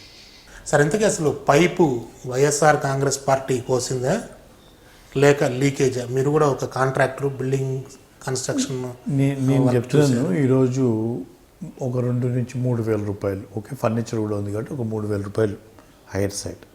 అటువంటి దాన్ని ఎల్ఎన్టీ లాంటి వాళ్ళకి ఇచ్చి దాదాపు 9,000 నుంచి 10,000 రూపాయల దాకా రేట్ ఇచ్చి ల్యాండ్ ఫ్రీ, శాండ్ ఫ్రీ, అక్కడ ల్యాండ్ గవర్నమెంట్ది, శాండ్ ఫ్రీగా ఇచ్చి అంత రేట్ ఇచ్చాక అక్కడ ఏదో ఓపెన్గా పైపులు ఉన్నాయి, ఎవరు వెళ్ళి కోసేశారు. ఇది ఏంటంటే నాన్ సెన్స్ కదండి. ఎంత జాగ్రత్తగా ఎన్ని జాగ్రత్తలు తీసుకొని కట్టాల్సింది building. Everything should be sealed, everything leak proof. ఎన్ని జాగ్రత్తలు తీసుకుంటే అంత రేటు నువ్వు ఇవ్వాలి. మేము సింపుల్ థింగ్, ఓకే జరిగిన నష్టం జరిగింది, జాగ్రత్త పడతాం, ఇటువంటి ఏదైనా కాంట్రాక్ట్ లోపల ఉంటే వాటి మీద చర్యలు తీసుకుంటాం, ఒక టెక్నికల్ కమిటీని వేద్దాం, ఇది ఈ బిల్డింగ్ కాదు అన్ని బిల్డింగ్ కూడా ఒకసారి చెక్ చేద్దాం. నేను అడిగాను, ఆ రోజు ప్రశ్నించాను, మనం ఒక అపార్ట్మెంట్ కట్టినప్పుడు నువ్వు దానికి ఫిట్నెస్ సర్టిఫికేట్ అని ఇస్తాం, మున్సిపాలిటీ వాడు దానికి ఫిట్నెస్ సర్టిఫికేట్ ఇవ్వాలి, ఇస్తేనే ఆక్యుపెన్సీ కిందకి వెళ్తాం, ఆక్యుపెన్సీ సర్టిఫికేట్ కూడా ఇస్తాడు, then only you can occupy that flat. అలాంటి నువ్వు తీసుకున్నావా? ఎవరైనా ఇచ్చారా? ఇది వాడు ఎలాంటి వాడు కట్టింది బాగా కట్టాడని వాడైనా ఫిట్నెస్ సర్టిఫికేట్ ఇచ్చాడా?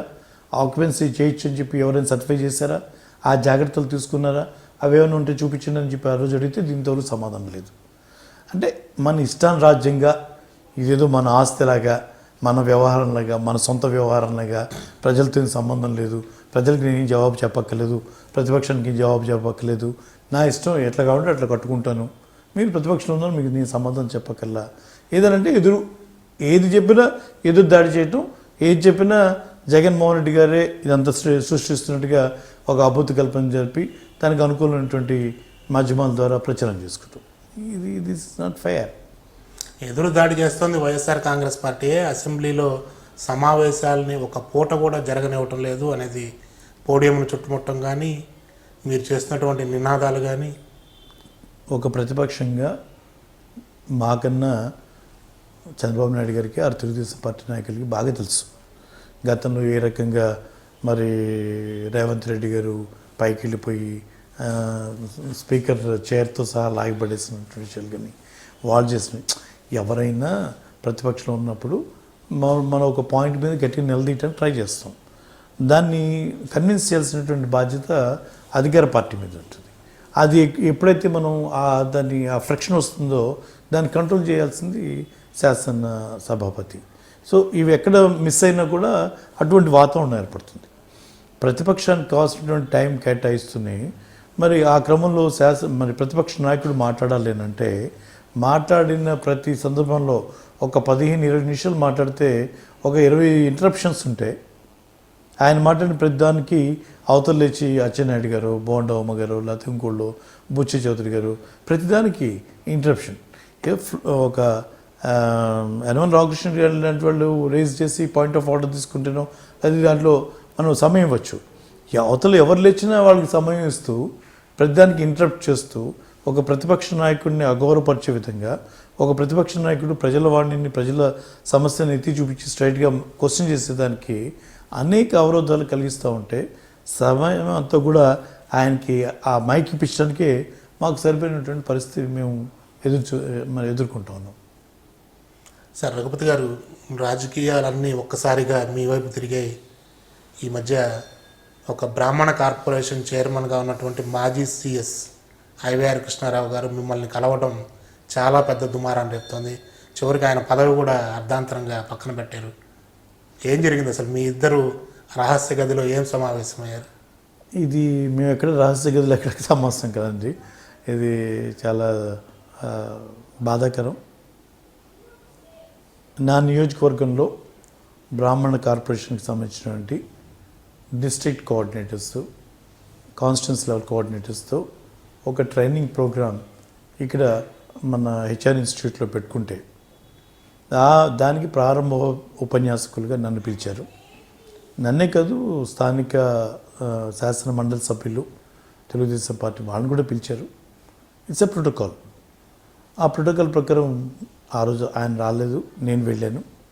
నా ఉపన్యాసం అనంతరం మరి అక్కడ వచ్చిన వాళ్ళందరూ కూడా అది బ్రాహ్మణ కార్పొరేషన్ అవడంతో అందరూ ఆ సామాజిక వర్గం చెందిన వాళ్ళే, నేను కూడా ఆ సామాజిక వర్గం చెందిన వాడిని. ఒక కర్టసీగా I invited them over a cup of tea. దానికి వాళ్ళు ఆ రోజు సెషన్ 5:30కి అయిపోయిన తర్వాత 6 o'clockకి మరి వచ్చి we had a cup of tea together.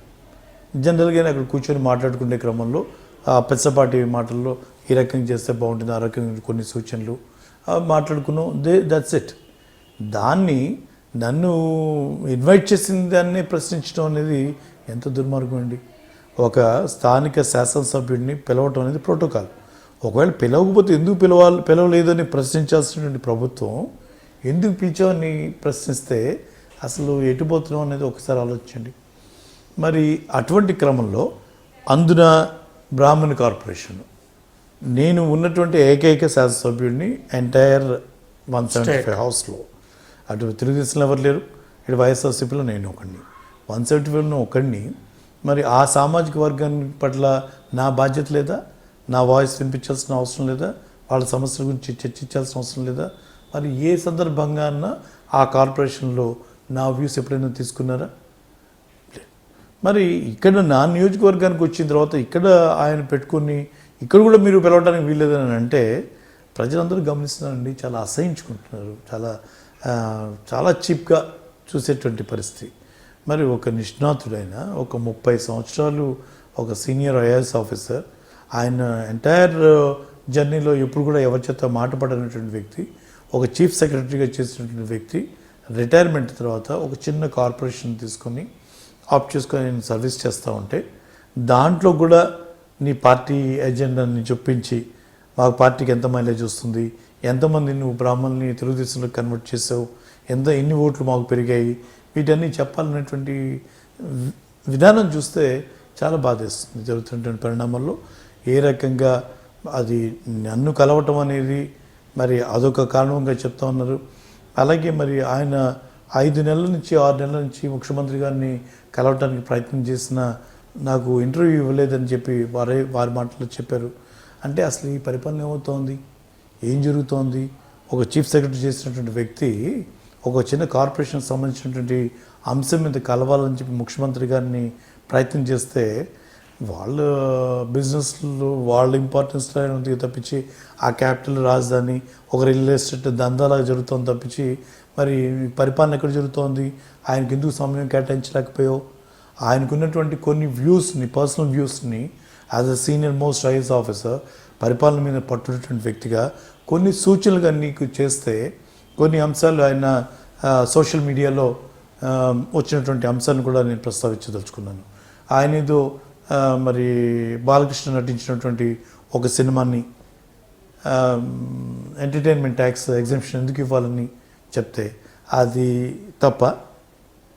మరి అట్లాగే బాహుబలి లాంటి మరి వెరీ కమర్షియల్ హిట్ అయినటువంటి మూవీకి 3 షోస్కి నువ్వు గవర్నమెంట్ కడుతూ 6 షోస్ 7 షోస్ పర్మిట్ చేయటం, దాని మీద ఎక్కడ కూడా వాళ్ళ మీద ఎక్కడ జరగట్లేదు అనేటువంటి దాన్ని ఎవరో పెడితే దాన్ని లైక్ చేస్తే అది తప్ప. ఏది తప్పు? నువ్వు 6 నెలలు ఆయన్ని హ్యూమిలేట్ చేస్తూ కనీసం నువ్వు ఇంటర్వ్యూ కూడా ఇవ్వనటువంటి పరిస్థితుల్లో మరి ఆయన ఉండటం, కార్పొరేషన్కి ఎన్నో అప్లికేషన్లు వచ్చాయి. నేను పలు దఫాలుగా 500 కోట్ల రూపాయలతో పెడతానని చెప్పినటువంటి కార్పొరేషన్ని మరి మొదటి సంవత్సరం 25 కోట్లు, తర్వాత సంవత్సరం 35 కోట్లు, ప్రతి సంవత్సరం ప్రతిసారి బడ్జెట్లో పోరాటమే, ప్రతిసారి గట్టిగా ఆడటమే. 65 కోట్లు మూడో సంవత్సరం, 4 బడ్జెట్లు అయిపోయినా 135 కోట్లు ఇప్పుడు దాకా ఇచ్చావు. మరి ఎన్నో అవసరాలు ఉన్నాయి. మనం ఏమో చెప్పడమేమో ప్రచారం విపరీతంగా చేస్తూ ఉన్నాం, అప్లికేషన్లు కుప్పలు తెప్పలుగా వచ్చి పడుతున్నాయి, మేము సమాధానం చెప్పలేకపోతున్నాం. డబ్బు ఈ సంవత్సరం చెప్పినటువంటి 75 కోట్లను రిలీజ్ చేయండి ఆయన అడగటానికి, ఉన్న ఇబ్బందులు చెప్పుకోవడానికి అవకాశం ఇవ్వకుండా మరి జరుగుతున్నటువంటి విధానం చూస్తే చాలా దురదృష్టకరం. మరి ఆ క్రమంలోనే అసలు ఇంకొక పెద్ద విషయం చెప్పాలి దీంట్లో. And entire episode of the Brahmin కార్పొరేషన్లో కూడా జరుగుతున్నది ఏంటంటే దీంట్లో ఒక చిన్న ట్రెక్ జరుగుతోంది. దీంట్లో ఏం జరుగుతోందంటే మీరు గమనిస్తే ఈ 135 crores ఒక 20 crores ఒక సొసైటీ కింద పెట్టి కార్పస్ ఫండ్ కింద పెట్టారు. రిమైనింగ్ 115 crores ఎక్కువ డబ్బులు దేనికి వెళ్ళాయి తెలుసా మీకు? మనకున్నటువంటి పెన్షన్ స్కీమ్కి వెళ్ళాయి. అంటే పెన్షన్ అంటే ఏంటి? ఆల్రెడీ బయట if you're above 60 years you will get suppose to get a pension. ఒక ఆదాయ పరిమితుల్లో పడి వాళ్ళకి అది ఇవ్వాలి, పెన్షన్ ఇవ్వాలి. ఆ పెన్షన్ అక్కడ ఇచ్చే బదులు బ్రాహ్మణ కార్పొరేషన్ ఇచ్చాడు బ్రాహ్మణులకి. అంతేగాని అక్కడ ఇచ్చి ఇక్కడ ఇవ్వలేదు. ఇది ఎక్స్ట్రా ఫేవర్ ఏం కాదు. అక్కడ ఇచ్చి అంటే ఈ జేబులో ఇచ్చే బదులు ఈ జేబులో ఇచ్చాడు. కాదని అడుగుతాను. అలాగే ఎడ్యుకేషన్కి సంబంధించి ఫీజు రీయింబర్స్మెంట్ కింద రాజశేఖర రెడ్డి గారు ఆ రోజే ఎకనామికల్లీ బ్యాక్వర్డ్ వీటందరూ కూడా వెసులుబాటు ఇచ్చారు. దాంట్లో బ్రాహ్మణులు కూడా ఆల్రెడీ ఉంది. 3 lakhs లోపల ఉన్నటువంటి వాళ్ళు they are qualified for the fees reimbursement. So most of the money what they have sanction for the corporation spent only on majorly these two accounts. అదే చాలామంది బ్రాహ్మణుతున్నారు, చాలామంది ఏదో బ్రాహ్మణులకి చాలా ఒరగబెట్టినట్టుగా బ్రాహ్మణ కార్పొరేషన్ వారు పెట్టి బ్రాహ్మణుల మీద నెత్తి మీద పాలు పోసినట్టుగా ఫీల్ అయిపోతున్నారు. నేను చెప్తున్నాను, వాళ్ళు ఇచ్చినటువంటిది 500 కోట్లు ఉన్నది, ఇచ్చిందేమో 135 కోట్లు. ఆ దాంట్లో most of the money are spent on only 2 heads of accounts. That is one is pension and ఇది ఫీజ్ రీయింబర్స్మెంట్. ఈ రెండింటి కాకుండా ఇంకా పాపం చాలా ఐడియాలజీతో చాలామంది బ్రాహ్మణ సామాజిక వర్గంలో ఆర్థికంగా ఇబ్బందులతో పడుతున్నటువంటిది, బతికించేటటువంటి కుటుంబాలు ఎన్నో ఉన్నాయి. గబాన్లో పోయి ఏ స్కీమ్లో కూడా అప్లికేషన్ పెట్టుకొని చేయించి అడగలేనటువంటి పరిస్థితి ఉంది. ఈ ఇబ్బందులు ఉన్నాయి, ఈ అవసరం ఉందని ఈ పలు సంఘాలు ఎన్నో సంవత్సరాలుగా పోరాటం చేస్తూ ఉన్నాయి. ఆ క్రమంలో ఆయన కార్పొరేషన్ పెట్టిన దానికి ఆయనకి ధన్యవాదాలు కూడా తెలియజేశాం. ఇట్ డజంట్ మీన్ మాకున్నటువంటి రైట్ అన్న సంగతి మర్చిపోతే ఎట్లా? ఇవాళ ఈ రాష్ట్ర జనాభాలో 5% బ్రాహ్మణులు ఉన్నారు. బడ్జెట్ నీకు దాదాపు 1,35,000 1,40,000 కోట్ల బడ్జెట్లో 7,000 6,000 7,000 కోట్ల రూపాయలు ఆ సామాజిక వర్గానికి నువ్వు హెల్ప్ చేయాల్సిన, ఖర్చు పెట్టాల్సిన క్రమంలో నువ్వు ఇస్తాన 500 కోట్లు కూడా పూర్తిగా ఇవ్వనటువంటి పరిస్థితి. నువ్వు ఆల్రెడీ వేరియస్ వెల్ఫేర్ స్కీమ్స్లో ఉన్నటువంటి వాడిని దీనికి ముడిపెట్టి ఏదైతే మేము ఉద్దేశం కోసం ఒక ఆర్థిక స్వావలంబన కావాలి, కొన్ని ప్రత్యేకమైనటువంటి వెసులుబాట్లు కావాలని, కార్పొరేషన్ కావాలని కోరుకున్నాము, వాటన్నింటినీ తొంగలో తొక్కి ఆ ఇచ్చిన డబ్బుని అక్కడ ఇచ్చే బదులు ఇక్కడ ఇవ్వండి, అక్కడ చేసే బదులు ఇక్కడ ఖర్చు పెట్టండి, ఈ రకంగా ఖర్చు పెట్టండి అని చెప్పి నియంత్రించడం ద్వారా ఆ కార్పొరేషన్ పెట్టిన ఉద్దేశమే విఫలం చెందింది. కానీ అసలు ఐవైఆర్ కృష్ణారావు గారి వెనకాల వైసీపీ ఉంది. ఆయన మాధ్యమాల్లో ఏదైతే ఫేస్బుక్లో షేర్లు లైక్లు చేస్తున్నారో వాటిలో చాలా వరకు చంద్రబాబు నాయుడు లోకేష్ మీద వైసీపీకి సంబంధించిన సోషల్ మీడియా యాక్టివిస్ట్ పెట్టిన పోస్టులు ఉన్నాయి అన్నది కూడా ఒక ప్రధానమైన ఆరోపణ. ఇది కరెక్ట్ కదండి. నాకు కూడా ఈ ఎపిసోడ్ జరిగిన తర్వాతనే కొద్దిగా ఏమైందని తెలుసుకోవడానికి ప్రయత్నం చేశాను. ఆయన 2 విషయాల్లో ప్రత్యేకంగా వాళ్ళు మాట్లాడారు. ఒకటి బాలకృష్ణ గారు నటించినటువంటి ఒక సినిమా గౌతమిపుత్ర శాతకర్ణి, దాన్ని చరిత్రని కూడా వక్రీకరిస్తూ ఆ సినిమా తీశారని చెప్పి, చరిత్రలో ఉన్నది ఇది అని చెప్పి ఒకటి రాస్తే దాన్ని ఆయనకి చరిత్ర మీద పట్టున్నటువంటి వ్యక్తిగా దాన్ని ఆయన అంగీకరిస్తూ కరెక్ట్ని ఎండోర్స్ చేశారు. అలాగే అటువంటి సినిమాకి ఆ ప్రొడ్యూసర్కి నువ్వు బెనిఫిట్ చేయడానికి దానికి నువ్వు ఎంటర్టైన్మెంట్ ట్యాక్స్ ఎగ్జామ్ చేయాల్సిన అవసరం లేదని చెప్పేదని ఆయన సూచన ఇచ్చారు.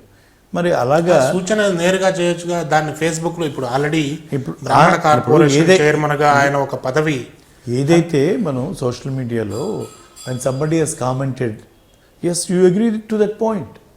It is not that ఆయనేమి కట్టుబానిసలా.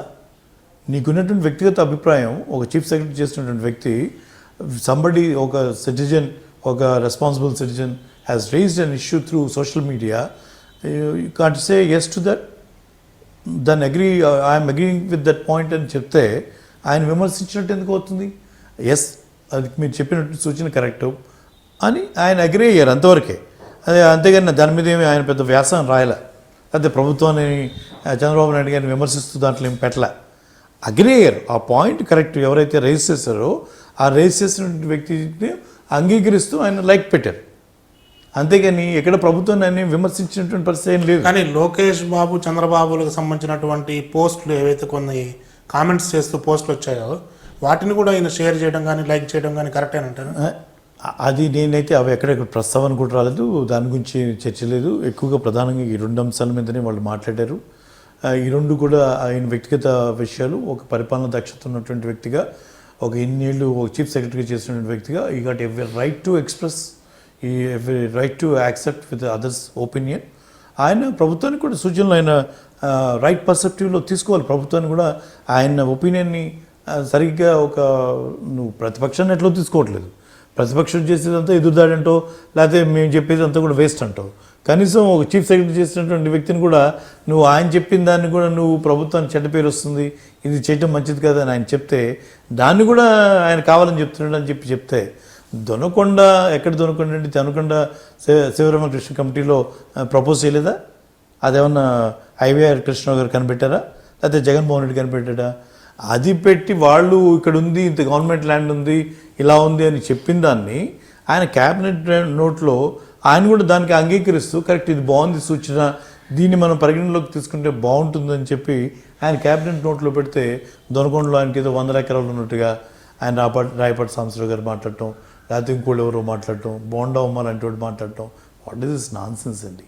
ఆయన బీయింగ్ ఏ చీఫ్ సెక్రటరీ, ఒక రెస్పాన్సిబుల్ ఐఏఎస్ ఆఫీసర్, ఆయన ఒక కమిటీ ఇచ్చిన నివేదికని పక్కన పెట్టుకొని when you're going to take a very big decision, ఒక రాజధాని నిర్మాణం క్రమంలో ఉన్నటువంటి అన్నిటువంటి ఆప్షన్స్లో ఆయన వ్యక్తిగత అభిప్రాయం కింద ఆ శివరామకృష్ణ కమిటీ నివేదికని బలపరుస్తూ ఆయన నిర్ణయం తీసుకుంటే అది కూడా జగన్మోహన్ రెడ్డికి అక్కడేదో కొన్నాడు, ఆయనకి లాలుచిపడి మేము ఈ అవకాశం ఇచ్చిన ఆయన లోపాయికరిగా ఆయనకే మద్దతు తెలుపుతున్నాడని చెప్పి మాట్లాడుకోవటం ఇది చాలా ఇట్స్ వెరీ డిసప్పాయింటింగ్. ఇంతకీ టీడీపీ వర్గాలు చెప్తున్నట్లుగా ఐవైఆర్ కృష్ణారావు గారు వైసీపీలో ఎప్పుడు చేరతారు? నేను నిన్న ఆయన పలు సందర్భాలు చెప్పారు యాక్టివ్ పాలిటిక్స్లోకి తనకి ఇప్పుడు కూడా రావాలనేటువంటి ఇంట్రెస్ట్, కానీ రాజకీయాల మీద ఎప్పుడూ లేదు. ఆయన అంతకన్నా పెద్ద పదవే వాళ్ళు చెప్పినా కూడా బ్రాహ్మణ సామాజిక వర్గానికి చెంది ఆయన 30 ఏళ్లలో ఎంతోమంది బతికి చెడ్డవాళ్ళు ఉన్నారు, ఎన్నో ఇబ్బందులు పడుతూ ఉన్నారు. కొంతన్నా మనం చేయాలనేటువంటి దాంట్లో ఈ has taken a very small corporation. మరి ఆ దాంట్లో కూడా ఆయన పని చేసుకొని ఇక్కడ నువ్వు బయటకు పంపించిన ప్రతివాడు ఏదో ఒక రాజకీయ పార్టీలోకి వెళ్తాడు. అందులో ఉన్నది అవతల ప్రతిపక్ష పార్టీ మాదే కాబట్టి ఆ పార్టీలోకి వెళ్తాడంటే ఎస్, అటువంటి వ్యక్తి వస్తే మేము ఆహ్వానిస్తాం, దానిలో తప్పేంటి? అంతటి నిష్ణాతుడు తప్పకుండా అలాంటి వ్యక్తిని మేము గౌరవించేటువంటి సంప్రదాయం మా దగ్గర ఉంది, సంస్కృతి మా దగ్గర ఉంది. నువ్వు వెళ్ళగొట్టి నువ్వు ఆయన్ని అంత ఇన్సల్ట్ చేసి అటు మొత్తం బ్రాహ్మణులు మొత్తం కూడా ఈరోజు బాధపడే విధంగా బ్రాహ్మణ జాతి మొత్తాన్ని కూడా మా వ్యక్తిగతంగా అవమానంగా బాధపడేటువంటి పరిస్థితి ఈరోజు మీరు క్రియేట్ చేసి ఆయన ఏ పార్టీకి వెళ్తారో ఆయనకున్నటువంటి విజ్ఞత, ఆయనకున్నటువంటి సీనియారిటీ ఎవడో ఒకరు చెప్తే ఆయన నిర్ణయం తీసుకోవాల్సిన అవసరం ఆయనకి లేదు. అది ఆయన వ్యక్తిగత నిర్ణయం. తప్పకుండా ఆయన వైఎస్ఆర్ పార్టీలోకి వస్తామంటే ఆనందించేవాళ్ళు మొదటివాడు నేను. నాకు తెలిసి జగన్మోహన్ రెడ్డి గారు కూడా అటువంటి వ్యక్తులు తప్పకుండా ఆహ్వానిస్తారు. కానీ ఒక బ్రాహ్మణ కార్పొరేషన్ చైర్మన్ పదవిని అర్ధాంతరంగా తొలగించడం అనేది దట్టు మీ రీజన్లో మీరు ఏమనుకున్నారు? నేను చెప్పేది ఏంటంటే ఇది బ్రాహ్మణులు అల్పసంఖ్యాకులను లేకపోతే వీళ్ళు గట్టిగా మాట్లాడలేరనో, ఏదైనా ఏ నిర్ణయం తీసుకున్నా కూడా అణిమణి ఉంటారనో, ఏవో ఒక చిన్న అలసత్వం ఉండబట్టే ఇట్లా నిర్ణయాలు జరుగుతాయి అనిపిస్తుంది. ఒక పక్క Ayyanna Patrudu director cabinet colleagues ఇద్దరి మధ్య, శ్రీనివాసరావు గారి మధ్య బహిరంగంగానే జరుగుతూ ఉన్న గవర్నమెంట్కి ఎటువంటి చెడ్డ పేరు వస్తుందో అనే దాన్ని ఉన్న బాధపడిన చర్య తీసుకోలేనటువంటి పరిస్థితి. లేకపోతే బోండావమనో కేసీని నానినో పోయి డైరెక్ట్గా ఐపీఎస్ ఆఫీసర్ చొక్కా పట్టుకొని పేపర్లో వచ్చి చెడ్డ పేరు వచ్చినా వాళ్ళ మీద ఏం చర్యలు తీసుకోలేడు. మరి ఒక ఎమ్మెల్యేని కలిశాడు, ఒక అపోజిషన్ పార్టీ ఎమ్మెల్యేని, ఆ సామాజిక వర్గానికి చెందిన కార్పొరేషన్ నడుతున్నటువంటి క్రమంలో నా నియోజకవర్గం వచ్చి కలిస్తే దాన్ని ఒక వంక చూపిస్తూ ఆయన తొలగించడం అనేది ఇది అంటే బ్రాహ్మణుల పట్ల వారికి ఉన్నటువంటి ఒక అలసత్వ వైఖరి, వాళ్ళు ఏమీ చేయలేరు అనేటువంటి ఒక లీనియంట్ అప్రోచ్ అని చెప్పి నేను అనుకుంటాను. మీరు కూడా ఒక సభ నిర్వహించినట్లున్నారు బ్రాహ్మణ గర్జన పేరుతోటి. బ్రాహ్మణ ఆత్మగౌరవ సభ. ఈ సభ ద్వారా బ్రాహ్మణులందరూ కూడా సంఘటితం కండి. మనలో ఉన్నటువంటి అనైక్యతే అవతల వాడికి అలసుగా ఉన్నటువంటి క్రమంలో తప్పకుండా అందరం కూడా సంఘటితంగా అవసరం ఉంది. సంఘటితంగా ఉండటం ద్వారా ఎవరు ఏ పార్టీలో ఉన్నా, ఎవరు ఏ వృత్తిలో ఉన్నా ప్రతి ఒక్కళ్ళు కూడా గౌరవం కలిగే విధంగా ఉంటుందనేది నేను నమ్మిన సిద్ధాంతం. ఆ క్రమంలోనే మన గుంటూరులో సభ జరిపాం. తప్పకుండా ఇంతకన్నా పెద్ద ఎత్తున దాదాపు 1,00,000 మందితో అదే గుంటూరులో మరి మహాసభ జరగబోతూ ఉంది. 1,00,000 మంది బ్రాహ్మణుల ప్రతినిధులందరూ కూడా రాష్ట్ర నలుమూల నుంచి ఆ రోజు వస్తారు. ఆ క్రమంలో మేము చెప్పేది ఏదో ఒక రాజకీయ పార్టీకి ప్రతినిధిగా కాదు, ఒక బ్రాహ్మణ ప్రతినిధిగా ఈరోజు ఏకైక ప్రజాప్రతినిధిగా ఆ సామాజిక చెందిన వర్గానికి చెందిన వాడిగా ఉన్నందువల్ల ఇది నాకు ఒక బాధ్యత. నాకు ఒక శాసనసభ్యుడిగా నాకు ఇక్కడ ఉన్నటువంటి బాధ్యతలతో పాటుగా ఒక సామాజిక వర్గానికి చెందినటువంటి సమస్యని అందున నాతో ముడిపెట్టి ఒక చర్య తీసుకొని రఘుపతిని కలిసినందుకే పదవి పోయిందనేటువంటి ప్రచారం జరిగాక ఇది నాకు చాలా బాధ కలిగించింది. వ్యక్తిగతంగా నా బాధ్యతను మరింత పెంచింది. ఆ క్రమంలోనే నేను నా అనాలిసిస్లో వీళ్ళు ఉన్నటువంటి అనైక్యతే అవతల వాడికి అలసత్వానికి దారితీసింది. అంత తొందరగా ఆయన మీద చర్య తీసుకోవటానికి సాహసం చేయటానికి మరి కుదిరిందని చెప్పి నేను నమ్మాను. ఆ క్రమంలోనే బ్రాహ్మణులందరినీ కూడా ఉత్తేజపరుస్తాను. ఖచ్చితంగా అందరూ కూడా సంఘటితంగా ఉండాల్సినటువంటి అవసరాన్ని ఎత్తి చూపిస్తాను. రవత్ గారు, మీ లక్ష్యం ఏంటి? భవిష్యత్ ప్రణాళికలు ఏమైనా ఉన్నాయా? ఇండస్ట్రియలిస్ట్గా సక్సెస్ అయ్యారు, పొలిటికల్గా ఒక మైల్ వచ్చినట్లే ఎమ్మెల్యేగా. నేను ఈ రాజకీయాల్లోకి రావడానికి కారణం నాన్నగారు. నాన్నగారి ఆలోచన విధానాన్ని ముందుకు తీసుకెళ్లే క్రమంలో తప్పకుండా పనిచేస్తాను. ఒక మంచి సామాజిక వర్గం సమాజం ఏర్పడాలని, సమాజంలో ప్రతి వాళ్ళు సోదర భావంతో ఉండాలని, ప్రతి ఒక్కరికి గౌరవప్రదమైనటువంటి జీవితం గడిపేటువంటి హక్కు ఉందని, ఒకళ్ళనొకళ్ళు గౌరవించుకునేటువంటి సమాజం ఉండాలని చెప్పి నాన్నగారు చెప్పేటువంటి మాట. కానీ బాపట్లో ఉన్నటువంటి అద్భుతమైనటువంటి సముద్ర తీర ప్రాంతాన్ని మరింత అద్భుతంగా మరి రేపు ఉద్యోగ అవకాశాలు పెంచేదానికి ప్రయత్నం చేయడానికి నా భవిష్యత్తులో తప్పకుండా ఒక బాపట్లకే కాదు యావత్ రాష్ట్రానికి మొత్తం 13 జిల్లాల్లో అనుకున్నటువంటి ఎక్సలెంట్ పొటెన్షియల్ ఉన్నటువంటి ఈ బెల్ట్ని తప్పకుండా జగన్మోహన్ రెడ్డి గారి నాయకత్వంలో వైఎస్ఆర్ కాంగ్రెస్ పార్టీ అధికారంలో వచ్చి తీరుతుంది. ఆ క్రమంలో తప్పకుండా నేను అనుకున్నటువంటి నా ఉద్దేశం ఏదైతే ఉందో బహిరంగంగా ఇప్పటిదాకా మనం చర్చించుకున్న నా వ్యూస్ ఏవైతే చెప్పానో వాటన్నిటి కూడా అమలు జరపడానికి తప్పకుండా కృషి చేస్తాను. Thank you very much sir. ఇది బాపట్ల శాసనసభ్యులు కోన రఘుపతి గారితో special chit chat. I dream ప్రేక్షకులందరికీ కూడా అందరికీ కూడా అభినందన తెలియజేస్తూ ఈరోజు ఐ డ్రీమ్ ఛానల్ ద్వారా మీతో నా మనసులోని మాట షేర్ చేసుకోవడానికి అవకాశం కలిగింది. చాలామంది నా వాదనతో అంగీకరిస్తారని, మరి ఈ అవకాశం కల్పించినటువంటి ఐ డ్రీమ్ వారికి మనస్ఫూర్తిగా నా ధన్యవాదాలు తెలియజేసుకుంటున్నాను. Hi, this is Ritu Verma. నేను మీ లాస్యాని. Hello everybody, this is me Noel. 1 million subscribers reach అయిన శుభతరుణంలో నా శుభాకాంక్షలు తెలియజేస్తున్నాను. ఐ డ్రీమ్ 1 million సబ్స్క్రైబర్స్ కి రీచ్ అయిందండి. Congrats to iDream Media on reaching 1 million subscribers. iDream Media వాళ్ళు 1 million subscribers reach చేసినందుకు all the best and congratulations to you. Congrats iDream. Keep up the good work and continue to entertain.